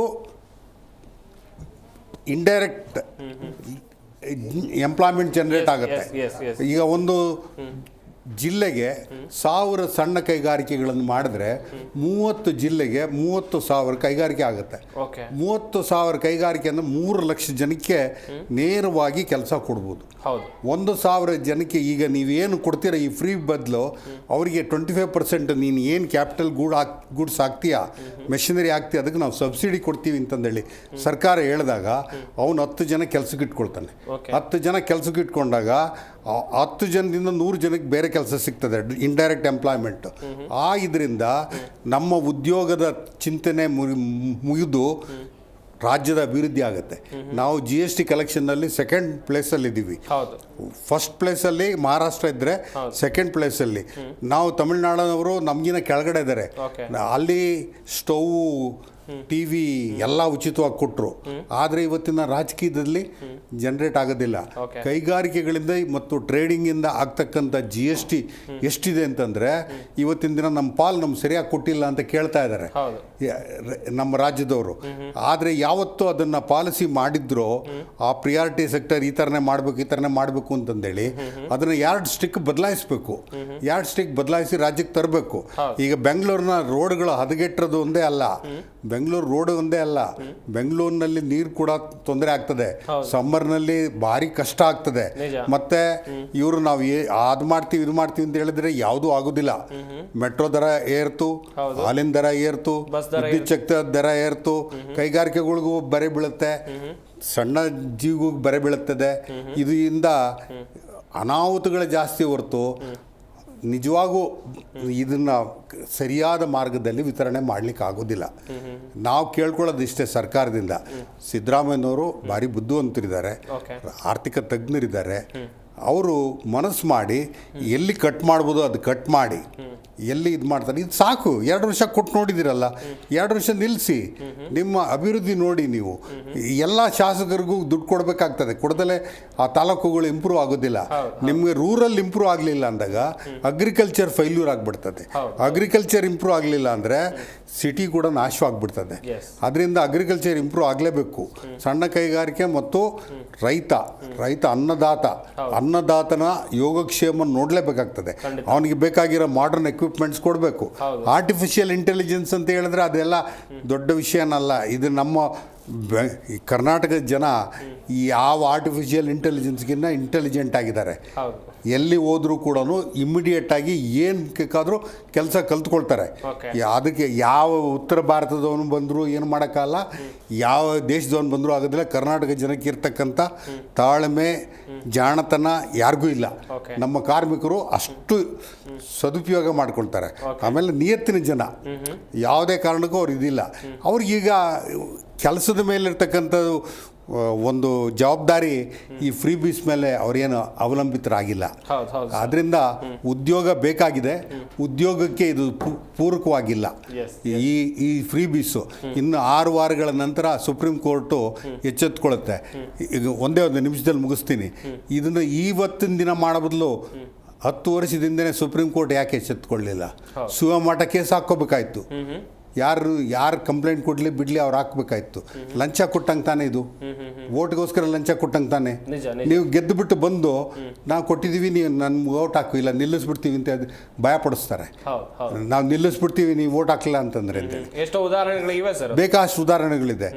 ಈಗ ಅವನು ಓಟ್ ತಗೊಂಡಿದ್ದ ಒಂದು ಇದು ಫ್ರೀ ತಗೊಂಡಿದ್ದಕ್ಕೋಸ್ಕರ ಆಬ್ಲಿಗೇಷನ್ ಓಟ್ ಹಾಕಬೇಕು ಅಂದರೆ ಕಷ್ಟ ಆಗ್ತದೆ. ಇದನ್ನು ನಿಲ್ಲಿಸಿ ಮೂಲಭೂತ ಸೌಕರ್ಯಗಳ ಅಭಿವೃದ್ಧಿ ಮಾಡಿದ್ರೆ ಕೈಗಾರಿಕೆನೂ ಉಳಿಯುತ್ತೆ, ರಾಜ್ಯನೂ ಉಳಿಯುತ್ತೆ. ಮೈಸೂರು ಮಹಾರಾಜರುಗಳು ಏನು ಮಾಡಿದ್ರು ಅದೇ ಸ್ಕೀಮಲ್ಲಿ ಮಾಡಲಿ ಅವರು, ಇನ್ಯಾವುದು ಬದಲಾವಣೆ ಮಾಡೋದು ಬೇಡ. ನಮ್ಮ ಸಿದ್ದರಾಮಯ್ಯನವರು ಅದು ಮನಸ್ಸು ಮಾಡಬೇಕು ಅಂತ ನಾನು ಕೇಳ್ಕೊಳ್ತೀನಿ. ಈಸ್ ಅಬೋ ಹೈಕಮಾಂಡ್, ಹೈಕಮಾಂಡ್ಗಿನ್ನ ಹೆಚ್ಚಿನ ಅವ್ರತಕ್ಕಂಥ ವ್ಯಕ್ತಿ ನಿಜವಾಗೂ ಮನಸ್ಸು ಮಾಡಿದ್ರೆ ಇವತ್ತು ನಮ್ಮ ರಾಜ್ಯನ ಮತ್ತೆ 2ನೇ ಸ್ಥಾನಕ್ಕೆ ತರಲಿಕ್ಕೆ ಅಥವಾ 1ನೇ ಸ್ಥಾನಕ್ಕೂ ಬೇಕಾದ್ರೆ ಬರ್ಬೋದು, ಅದು ಮಾಡ್ಬೋದು. ಈ ಫ್ರೀ ಬೀಸಿಂದ ಖಂಡಿತ ಯಾರಿಗೂ ಬಡವ್ರಿಗೂ ಉದ್ಧಾರ ಆಗೋದಿಲ್ಲ, ಬಡವರು ಕೂಡ ಕೆಲಸ ಮಾಡೋದಿಲ್ಲ. ಅವ್ರಿಗೆಲ್ಲ ಸವಲತ್ತು ಸಿಗ್ತಾ ಇದೆ ಸುಮ್ಮನೆ ಕೂತ್ಕೊಂಡ್ಬಿಟ್ರೆ ಅವರಿಂದಲೇ ಈಗ ನಡೀತಾ ಇರ್ತಕ್ಕಂಥ ದೇಶ. ಸುಮ್ಮನೆ ಕೂತ್ಕೊಂಡಾಗ ವಿದ್ಯಾಭ್ಯಾಸ ಎಲ್ಲ ಹಾಳಾಗೋಗ್ತದೆ. ಅದರಿಂದ ವೆಲ್ ಸರ್, ವೆಲ್ ತುಂಬ ಚೆನ್ನಾಗಿ ಹೇಳ್ತಾ ಇದ್ರಿ. ಕೆಂಪಣ್ಣ ಅವರೇ, ಈಗ ಸರ್ ಕೂಡ ಹೇಳ್ತಾ ಇದ್ರು ಸಾಕಷ್ಟು ವಿಚಾರಗಳ ಕುರಿತು. ಓಕೆ, ನಾವು ಸಿಟಿ ಬಗ್ಗೆ ಸಾಕಷ್ಟು ವಿಚಾರಗಳನ್ನು ಮಾತನಾಡಿದ್ವಿ. ಗ್ರಾಮೀಣ ಪ್ರದೇಶಗಳ ವಿಚಾರವಾಗೂ ಕೂಡ ನಾವು ಯೋಚನೆ ಮಾಡಬೇಕಾಗತ್ತೆ. ಗ್ರಾಮೀಣ ಭಾಗದಲ್ಲಿ ವ್ಯವಸಾಯಕ್ಕೆ ಕಾರ್ಮಿಕರೇ ಸಿಗ್ತಾ ಇಲ್ಲ ಈ ಗ್ಯಾರಂಟಿ ಯೋಜನೆಗಳು ಬಂದ ಮೇಲೆ ಏನು ಅಂತ ದೊಡ್ಡ ಮಟ್ಟದ ಆರೋಪ ಇದೆ. ಏನು ಹೇಳ್ತೀರಾ ಈ ವಿಚಾರವಾಗಿ? ಸರ್, ಯಾವುದೇ ಹಳ್ಳಿಗೆ ಹೋಗಿ ಈಗ ನನ್ನ ತೋಟ ಕಾಯಿ ಕೀಳಿಸ್ಬೇಕು, ನಾನೇನಾದರೂ ಮಾಡಬೇಕು, ಒಬ್ಬ ಕೂಲಿಗಾರ ಸಿಕ್ಕೋದಿಲ್ಲ. ಯಾರು ಬರ್ತಾರೆ ಅಂತಾರೆ, ಕೂಲಿಗಾರ ಸಿಕ್ಕೋದಿಲ್ಲ. ಕೆಲವು ಬೆಂಗಳೂರಿಂದ ಹೊಂಚ್ಕೊಂಡು ಹೋಗ್ಬೇಕು, ಇಲ್ಲ ಕೆಲವು ಎಕ್ಸ್ಟ್ರಾ ಕಾಸು ಕೊಟ್ಟು ನಾವು ಇದು ಮಾಡಬೇಕು. ಕಾಯಿ ಸುಲಿಯೋದಾಗಲಿ, ಇನ್ನೊಂದಾಗಲಿ, ಪ್ರತಿಯೊಂದಾಗಲಿ, ಒಂದು ತರಕಾರಿ ಕೀಳೋದಾಗಲಿ, ಒಂದು ಬಾಳೆಗೊನೆ ಕಟ್ ಮಾಡೋದಾಗಲಿ, ಏನೇ ಇದ್ರೂ ಹೇಳ್ತೀನಿ ಒಂದಕ್ಕೆ ಡಬಲ್ ಕೊಡಬೇಕು. ಇವತ್ತು 1,000 ರೂಪಾಯಿ ಕಮ್ಮಿ ಒಬ್ಬ ಮನುಷ್ಯ ಬರೋದಿಲ್ಲ. ಅವನಿಗೆ ಇಡ್ಲಿ ತಿಂಡಿ ಕಾಫಿ ಅವನಿಗೆ ಯೋಗಕ್ಷೇಮ ನೋಡಿ ರೂಪಾಯಿ ಕೊಟ್ಟು ನಾವು ಕೆಲಸ ಮಾಡಿಸ್ಕೊಂಬರ್ಬೇಕು. ಈ ಪರಿಸ್ಥಿತಿ ಏನಾಗಿದೆ ಅಂದರೆ 50 ಜನದಲ್ಲಿ ಬರೀ 20 ಜನ ಕೆಲಸ ಮಾಡ್ತಾರೆ ಹೊರತು ಇನ್ನು 30 ಜನ ಸೋಂಬೇರಿಗಳಲ್ಲಿ. ಏನೋ ಟೀ ಕುಡ್ಕೊಂಡು ಅಲ್ಲೇ ಕಾಲ ಕಳೆದು ಅಲ್ಲೇ ಕಾಳ ಕಳೆದು ಮನೆಗೆ ಹೋಗ್ತಾರೆ ಹೊರತು ಯಾರು ಕೆಲಸಕ್ಕೆ ಬರ್ತಾ ಇಲ್ಲ. ಈಗ ರೈತರು ಹೊಲ ಉತ್ತಿ ಇದು ಮಾಡೋ ಪರಿಸ್ಥಿತಿ ಇಲ್ಲ. ಟ್ರಾಕ್ಟ್ರಿಗೆ ಇಳಿದೀನಿ ಬರ್ತಾನೆ ಟ್ರಾಕ್ಟ್ರು ಉಳ್ತಾನೆ, ಯಾರೋ ಟ್ರಾಕ್ಟ್ರು ಅಂತಾರೆ. ಮೊದಲಿಗೆ ಎತ್ಕಟ್ಟಿ ನಾವು ಹೊಲ ಉಳ್ತಿದ್ವಿ, ಒಳ್ಳೆ ಅನುಕೂಲ ಸಿಗ್ತಿತ್ತು ನಮಗೆ. ಈಗ ಆಗಿಲ್ಲ, ಪರಿಸ್ಥಿತಿ ಭಾಳ ಬದಲಾಗಿದೆ. ಈ ಟ್ರಾಕ್ಟರ್ನ ಕಾಯಬೇಕು, ಆ ಟ್ರಾಕ್ಟರ್ ಬರಲ್ಲ ಅಂದರೆ ಆಳು ಬಿದ್ದೋಗ್ಲಿ, ಹೇಗಾನಾಗಲಿ ಅಂತ ಅನ್ನೋ ಪರಿಸ್ಥಿತಿ ಬಂದಿದೆ. ಈ ಬದಲು ಅವರಿಗೆ ಕೊಡ್ತಕ್ಕಂಥದ್ದು ಪಿಂಚಣಿ ಕೊಡ್ತೀರಲ್ಲ ಸರ್, 500-600 ರೂಪಾಯಿ ಪಿಂಚಣಿ ಕೊಡ್ತೀವಿ, ಅದು ಕೊಡಿ, ವಯಸ್ಸಾದವ್ರಿಗೆ ಎಲ್ಲರಿಗೂ ಕೊಡಿ. ಆದರೆ ಈ 2,000 ರೂಪಾಯಿ ಕೊಡೋದು, ಅವರಿಗೆ ಉಚಿತ ಇದೆಲ್ಲ ಕೊಡೋದು ನಿಲ್ಲಿಸಬೇಕು. ಮೊನ್ನೆ ಪೇಪರ್ನಲ್ಲಿ ಗೌರ್ಮೆಂಟು ನೋಡಿದೆ, ಅದೇನೋ ಒಬ್ರು 2,000 ರೂಪಾಯಿ ಕೊಡ್ತೇನೆ ಅಂದರೆ ಒಬ್ರು 2,500 ರೂಪಾಯಿ ಕೊಡ್ತೀರಿ ಸರ್ಕಾರ ಪೈಪೋಟಿ ಮೇಲೆ ಬಂತು. ಈಗ ಏನಾಗಿತ್ತು ಅಂದರೆ ಇನ್ನೊಂದು ಸರಿ ನಮ್ಮ ಕರ್ನಾಟಕದಲ್ಲಿ ಎಲೆಕ್ಷನ್ ಬಂದಂತೆ 3,000 ರೂಪಾಯಿ ಕೊಡ್ತೀನಿ ಅಂತಾರೆ. ಗೊತ್ತಾಯ್ತಾ? ಅಲ್ಲಿ 3 ರೂಪಾಯಿ ಕಾಸಿಲ್ಲ, ಕದೇನಿಲ್ಲ, 3,000 ರೂಪಾಯಿ ಕೊಡ್ತೀನಿ ಅಂತ ಹೇಳ್ತಾರೆ. ಅದಕ್ಕೋಸ್ಕರ ಇದು ಮಾಡಿದ್ದು ಸರಿಯಾದಲ್ಲ. ಇದನ್ನು ಬದಿಗೊತ್ತಿ ಸಾರ್ವಜನಿಕಕ್ಕೆ KSRTCಲಿ BTS ಅಲ್ಲಿ ಡಕಾಟಾ ಬಸ್ಗಳು ಓಡಿಸ್ತಾರೆ ಸರ್. ಆ ಬಸ್ಗಳು ಎಲ್ಲಂದ್ರೆ ಅಲ್ಲೇ ನಿಂತೋತವೆ. ಆ ಬಸ್ಗಳನ್ನ ಮಾಡಿ ಹೊಸ ಬಸ್ ತರಿಸಿ ಸಾರ್ವಜನಿಕರಿಗೆ ಅನುಕೂಲ ಮಾಡಿ ಆಟಾಡ್ಕೊಂಡು ಹೋಯ್ತಾರೆ ಸರ್. ಬರೀ ಹೆಂಗಸರೇ ಇರ್ತಾರೆ ಹೊರತು ಹೆಂಗಸರಿಗೆ ಜಾಗನೇ ಇಲ್ಲ. ಆಟಾಡ್ಕೊಂಡು ಬಸ್ ಹಾಕ್ಲಿ ಸರ್, ಬಸ್ಗಳಿಲ್ಲ, ಸಾರ್ವಜನಿಕರ ಬಸ್ಗಳಿಲ್ಲ ಸರ್. ಇವತ್ತು ವೆಹಿಕಲ್ ಮಾಡಬೇಕಾದ್ರೆ ಒಬ್ಬ ವೆಹಿಕಲ್ ಇಲ್ಲಿಗೆ ಬರಬೇಕಾದ್ರೆ ಎಷ್ಟು ಕಷ್ಟ ಇದೆ ಸರ್. ಪರಿಸ್ಥಿತಿ ಹಂಗಿದೆ, ಏನು ಹಂಗಿದೆ. ಆದ್ರೆ ವೆಹಿಕಲ್ ಬಗ್ಗೆ ಬೆಂಗಳೂರಿನಲ್ಲಿ ಸಾರ್ವಜನಿಕರಿಗೆ ಅನುಕೂಲದ ಬಗ್ಗೆ ಸರ್ಕಾರ ಗಮನ ಹರಿಸ್ಬೇಕು ಸರ್. ಗಮನ ಹರಿಸ್ತಾ ಇಲ್ಲ. ಅವ್ರು ಮಾಡ್ತಾರಂತೆ, ಇವರು ಮಾಡ್ತಾರೆ ಅಂತ ವೈಷಮ್ಯ ಆಗಿದೆ. ಈಗ ಏನಾಗಿದೆ, ನಗರ ಪಾಲಿಕೆ ಇಲ್ಲ, ಏನೂ ಇಲ್ಲ, ಎಲ್ಲ MLA ಆಡಳಿತ. MLA ಹೇಳ್ದಂಗೆ ಕೇಳಬೇಕು. ಈಗ ಅಧಿಕಾರಿ MLA ಮಕ್ಕ ತೋರಿಸ್ತಾರೆ, ನೆಟ್ಟಿಗೆ ಮನೆಗೆ ಹೋಗ್ತಾರೆ, ಏನು ಬಂದಿಲ್ಲ, ಪಂಡೆ ಇಲ್ಲ ಅಂತಾರೆ.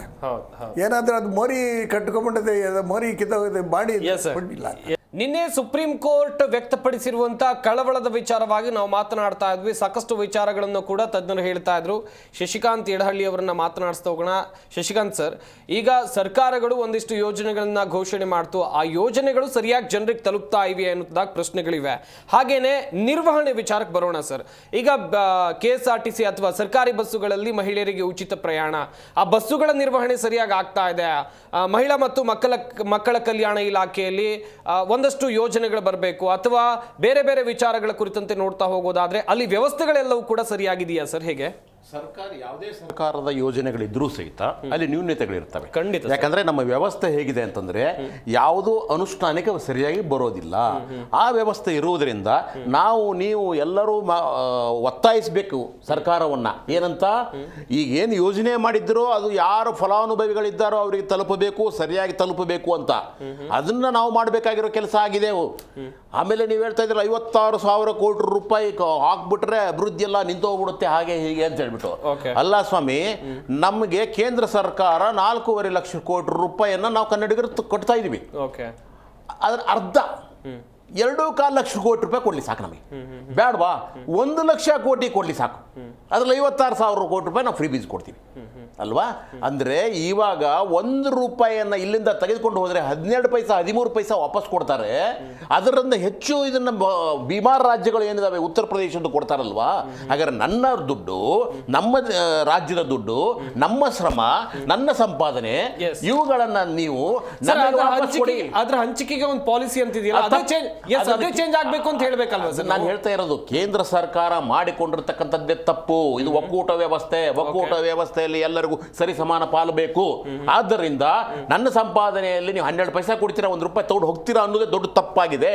ಆದ್ದರಿಂದ ಆಕಸ್ಮಿಕವಾಗಿ ಕೇಂದ್ರ ಸರ್ಕಾರ ನಮ್ಮ ರಾಜ್ಯದ ಏನನ್ನ ನೀವು 4.5 ಲಕ್ಷ ಕೋಟಿ ತಗೊಂಡಿದ್ದೀರಲ್ವಾ, ಅದರಲ್ಲಿ ಬರೀ 25% ಕೊಡಿ ಸ್ವಾಮಿ ನಮಗೆ. ಆವಾಗ ಫ್ರೀ ಬೀಸ್ಗಳಿಗೆಲ್ಲರಿಗೂ ದುಡ್ಡು ಸಿಕ್ಕತ್ತೆ. ಆದ್ದರಿಂದ ನಮಗೆ ಬೇಕಾಗಿರ್ತಕ್ಕಂಥ ಪಾಲು ಸಿಗ್ತಾ ಇಲ್ಲ. ಅದಕ್ಕೋಸ್ಕರ ರಾಜ್ಯ ಸರ್ಕಾರ ಹೋರಾಟ ಮಾಡ್ತಾ ಇದೆ, ಸುಪ್ರೀಂ ಕೋರ್ಟ್ಗೆ ಹೋಗಿದೆ. ಕೊನೆ ಸುಪ್ರೀಂ ಕೋರ್ಟ್ಗೆ ಹೋಗ್ಬಿಟ್ಟು ದುಡ್ಡು ತರಬೇಕಂತ ದುಸ್ಥಿತಿ ಬಂತು ನಮಗೆ. ಇಂಥ ಸಂದರ್ಭದಲ್ಲಿ ನಾವು ಫ್ರೀ ಬೀಸ್ ಕೊಡ್ತೀವಿ. ಹೌದು, ನಮ್ಮ ಜನರಿದ್ದಾರೆ, ಬಡವರಿದ್ದಾರೆ, ಶ್ರಮಿಕರಿದ್ದಾರೆ, ಕೂಲಿ ಕಾರ್ಮಿಕರಿದ್ದಾರೆ, ಅವರಿಗೆ ಎಲ್ಲರಿಗೂ ಸಹಿತ ನಾವು ಅವರನ್ನ ಮೇಲೆತ್ತು ಬರಬೇಕು. ಡೆವಲಪ್ಮೆಂಟ್ ಅಂದ್ರೆ ಏನು ಸರ್? ಅಭಿವೃದ್ಧಿ ಅಂದರೆ ದೊಡ್ಡ ದೊಡ್ಡ ರಸ್ತೆಗಳಲ್ಲ. ದೊಡ್ಡ ರಸ್ತೆಗಳನ್ನು ಮಾಡಿ ಟೋಲ್ಗಳನ್ನು ಹಾಕಿಬಿಟ್ಟು ಮತ್ತೆ ಅಲ್ಲಿಂದ ಲೂಟಿ ಮಾಡೋದಲ್ಲ. ಇವತ್ತವರೆಗೂ ಸರ್ಕಾರ ಏನೇನು ಮಾಡಿದೆ ಹೇಳಿ ಸರ್ ನೀವು? ಎಲ್ಲದಕ್ಕೂ ಟ್ಯಾಕ್ಸ್ ಹಾಕುತ್ತೆ, ಎಲ್ಲದಕ್ಕೂ ಸಹಿತ ಲೂಟಿಗಳಿರುತ್ತೆ, ಯಾವುದೂ ಇಲ್ಲ. ಇವಾಗ ಬುಲೆಟ್ ಟ್ರೈನ್ ಅಂತ ಬಂತು. ಬುಲೆಟ್ ಟ್ರೈನ್ ಅಲ್ಲಿ ನಿಮಗೆ ಹೋಗಕ್ಕಾಗತ್ತಾ ಸ್ವಾಮಿ? ಇಲ್ವಲ್ಲ. ಮೆಟ್ರೋ 1ಕ್ಕೆ ಡಬಲ್ ಮಾಡಿದ್ರು, ಹೋಗಕ್ಕಾಗತ್ತಾ? ಅರ್ಧ ಖಾಲಿ ಹೊಡಿತಾ ಇದೆ. ಯಾಕೆ ಹೇಳಿ?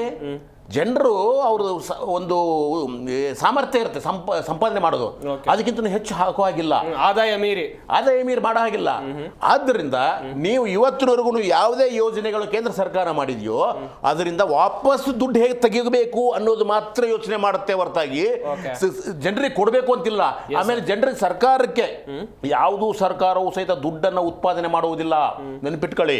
ಎಲ್ಲವೂ ಸಹಿತ ಬರುವುದು ಜನರ ಟ್ಯಾಕ್ಸ್ ನಿಂದ, ಜನರ ತೆರಿಗೆಯಿಂದನೇ ಸರ್ಕಾರ ನಡೀತಾ ಇರೋದು. ಹಾಗಾದ್ರೆ ಜನರು ತೆರಿಗೆ ಕಟ್ಟದೇ ಇದ್ರೆ ಮಧ್ಯಮ ವರ್ಗದವರು ತೆಗೆದುಕೊಂಡು ಏನೋ ಕೆಳವರ್ಗದವ್ರಿಗೆ ಹಂಚುತ್ತಾರೆ ಅಂತ ಆರ್ಥಿಕ ತಜ್ಞರು ಹೇಳಿದ್ರು. ಅಲ್ಲ ಸ್ವಾಮಿ, ಈ ದೇಶದಲ್ಲಿ ಬಡವರು ಜಾಸ್ತಿ ಇದ್ದಾರಾ, ಮಧ್ಯಮ ವರ್ಗದವರು ಜಾಸ್ತಿ ಇದ್ದಾರಾ, ಶ್ರೀಮಂತರು ಜಾಸ್ತಿ ಇದ್ದಾರಾ? ಬಹುಸಂಖ್ಯಾತರು ಯಾರು? ಕೆಳವರ್ಗದವರು. ಆ ಕೆಳವರ್ಗದವ್ರು ಇರ್ತಕ್ಕಂಥ ಕೋಟ್ಯಾಂತರ ಜನ ಏನ್ ಮಾಡ್ತಾ ಇದ್ದಾರೆ? ಪ್ರತಿನಿತ್ಯ ಪ್ರತಿಯೊಂದಕ್ಕೂ ಟ್ಯಾಕ್ಸ್ ಕಟ್ತಾ ಇದ್ದಾರೆ ತಾನೆ. 18% ಟ್ಯಾಕ್ಸ್ ಕಟ್ತಾರೆ, 12% ಟ್ಯಾಕ್ಸ್ ಕಟ್ತಾರೆ. ಹಾಗಾದ್ರೆ ಬಹುಸಂಖ್ಯಾತರು ಯಾರಿದ್ದಾರೆ ಅವರು ಟ್ಯಾಕ್ಸ್ ದೊಡ್ಡದ?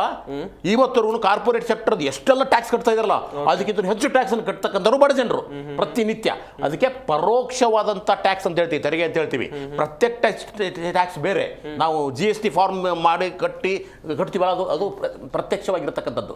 ಆದ್ರೆ ಪರೋಕ್ಷ ಮಧ್ಯಮ ವರ್ಗದವರು ಪ್ರತ್ಯಕ್ಷ ಟ್ಯಾಕ್ಸ್ ನಲ್ಲೂ ಇದಾರಲ್ಲ ಸರ್, ಪ್ರತ್ಯಕ್ಷ ತೆರಿಗೆಯಲ್ಲೂ ಇದ್ದಾರೆ. ಹೊಡೆತಾ ಅವ್ರು ತಿಂತಾ ಇರೋದಲ್ಲ. ನಾನು ಹೇಳ್ತಾ ಇರೋದು ಅವ್ರ ಜನಸಂಖ್ಯೆನ ಆಧಾರ ಮಾಡಿ ತಗೊಳ್ಳಿ ನೀವು. ಆದ್ದರಿಂದ ಮಧ್ಯಮ ವರ್ಗದವರು ಇದಾರಲ್ವ, ಅವ್ರಿಗೂ ಸಿಗ್ತಾ ಇದೆ, ಕೆಳವರ್ಗದವ್ರಿಗೂ ಸಿಗ್ತಾ ಇದೆ. ಆದ್ದರಿಂದ ಬರ್ತಕ್ಕಂಥ ಟ್ಯಾಕ್ಸ್ ಸಂಪನ್ಮೂಲ ಅದು ಕೇಂದ್ರ ಸರ್ಕಾರ ತಗೊಳ್ಳಿ, ರಾಜ್ಯ ಸರ್ಕಾರ ತಗೊಳ್ಳಿ, ಆ ಜನರ ದುಡ್ಡನ್ನ, ಜನರ ತೆರಿಗೆ ದುಡ್ಡನ್ನ ಯಾವುದೋ ರೂಪದಲ್ಲಿ ಮತ್ತೆ ಜನರಿಗೆ ತಲುಪಿಸಬೇಕು ಹೊರತು ಬರೀ ರಸ್ತೆಗಳು, ದೊಡ್ಡ ದೊಡ್ಡ ಇಮಾರತುಗಳು ಅಭಿವೃದ್ಧಿ ಅಲ್ಲ. ಜನರ ಆರ್ಥಿಕ ಸಬಲತೆಯೇ ಅಭಿವೃದ್ಧಿ ಅನ್ನೋದನ್ನ ಅರ್ಥ ಮಾಡ್ಕೊಳ್ಳಿ. ಅವ್ರು ಸಬಲರಾದ್ರೆ ಮಾತ್ರ ಎಲ್ಲವೂ ನಡೆಯುತ್ತೆ. ಜನಾರ್ದನ್ ಸರ್, ಈಗ 2023-24 ಸಾಲಿನ ವಿತ್ತೀಯ ಕೊರತೆ ಕರ್ನಾಟಕದಲ್ಲಿ 78% ಇದೆ ಎನ್ನುವುದಾಗಿ ವರದಿಗಳು ಹೇಳ್ತಾ ಇವೆ. ಮುಂದಿನ ಹಂತದಲ್ಲಿ ಏನಾಗಬಹುದು ಸರ್? ಆತಂಕ ಜಾಸ್ತಿ ಆಗ್ತಾ ಇದೆ ಜನರಲ್ಲೂ ಕೂಡ. ಚುಟುಕಾಗಿ ಹೇಳ್ತಾ ಹೋಗೋದಾದ್ರೆ ಸರ್, ಈ ವಿತ್ತೀಯ ಕೊರತೆ ಇರತಕ್ಕಂಥದ್ರಿಂದ GDP ಗ್ರೋತ್ ಕಡಿಮೆ ಆಗ್ತದೆ. ಅದರಿಂದ ತೊಂದರೆ ಆಗ್ತದೆ ಹೊರತು ವಿತ್ತೀಯ ಕೊರತೆ ಯಾವಾಗಲೂ 50% ಮೀರಬಾರ್ದು. ಈ ಮೀರಾಗಿದೆ ಅದು. ಇದನ್ನು ಮುಂದಕ್ಕೆ ಭಾರಿ ಕಷ್ಟ ಇದೆ. ಅವರು ಈಗ ಏನು ಬಡವರಿಗೆ ಕೊಡ್ತಾ ಇದೀವಿ ಸವಲತ್ತು ಅಂತ ಹೇಳ್ತಾ ಇದ್ದಾರೆ, ಅದನ್ನ ಮೀಟ್ ಮಾಡೋಕ್ಕಾಗ್ತಾ ಇಲ್ಲ ಅವರು. ಎಲ್ಲಿಂದ ತರ್ತಾರೆ ದುಡ್ಡು? ಟ್ಯಾಕ್ಸ್ ಅಮೌಂಟ್ ಎಲ್ಲಿಂದ ಬರ್ತದೆ? ಬಡವ್ರನ್ನ ಉದ್ಧಾರ ಮಾಡಬೇಕು ಅಂತಂದು ಹೇಳಿ ಬಡವ್ರನ್ನಾಗೆ ಇಟ್ಟು ಮಧ್ಯಮ ವರ್ಗದವ್ರನ್ನ ಬಡವ್ರು ಮಾಡೋ ಬದಲು ಎಲ್ಲಿಂದ ಟ್ಯಾಕ್ಸ್ ಉತ್ಪತ್ತಿ ಆಗುತ್ತೆ ಅಂತೇಳಿ. ಈಗ ಯಾರ್ಡ್ ಸ್ಟಿಕ್ ಏನಿತ್ತು ಇದನ್ನು ಈ ರಾಜ್ಯಗಳಿಗೆ ಹಂಚುವಾಗ ಜನಸಂಖ್ಯೆ ಆಧಾರದ ಮೇಲೆ ಹಂಚಬೇಕು ಅಂತಂದೇಳಿ ಮಾಡಿರ್ತಕ್ಕಂಥ ತೀರ್ಮಾನ, 40 ವರ್ಷದ ಹಿಂದೆ ಮಾಡಿರ್ತಕ್ಕಂಥ ತೀರ್ಮಾನ, ಕಾಂಗ್ರೆಸ್ ಸರ್ಕಾರ ಮಾಡಿದ ತೀರ್ಮಾನನೇ ಇವ್ರು ಕಂಟಿನ್ಯೂ ಮಾಡ್ತಾ ಇದ್ದಾರೆ. ಅದನ್ನು ನಮ್ಮ ರಾಜ್ಯ ಸರ್ಕಾರದವರು ಅದ್ರ ಬಗ್ಗೆ ಮಾತಾಡಿ ಈ ತೀರ್ಮಾನ ಮಾಡಿರ್ತಕ್ಕಂಥದ್ದು ಹಳೆ ತೀರ್ಮಾನ. ನಾವು ಈಗ ಇವತ್ತಿನ ಒಂದು ಪರಿಸ್ಥಿತಿನಲ್ಲಿ ನಮಗೆ ಹಣಕಾಸಿನ ಅವಶ್ಯಕತೆ ಇದೆ. ನೀವು ಮೂಲಭೂತ ಸೌಕರ್ಯ ಇಲ್ದಲ್ಲ ಇದ್ರೆ ಏನು ಮಾಡ್ಲಿಕ್ಕಾಗೋದಿಲ್ಲ. ಮಕ್ಕಳಿಗೆ ಶಿಕ್ಷಣ ಕೊಡ್ಲಿಕ್ಕಾಗೋದಿಲ್ಲ. ಇವತ್ತಿನ ದಿನ ಒಂದು ಬಸ್ ಇಲ್ಲ, ಮಕ್ಕಳು ಸ್ಕೂಲ್ಗೆ ಹೋಗ್ಬೇಕು ಅಂತಂದ್ರೆ ಒಂದು ಇದಿಲ್ಲ. ಬಾಣಂತಿಯರು ಸಾಯ್ತಾ ಇದ್ದಾರೆ ಪ್ರತಿದಿನ. ಬಾಣಂತಿಯರು ಇನ್ನು ಮಗು ಕಣ್ಣು ಬಿಡೋದಕ್ಕೆ ಮುಂಚೆನೆ ಬಾಣಂತಿಯರು ಏನಕ್ಕೆ ಸಾಯ್ತಾ ಇದ್ದಾರೆ?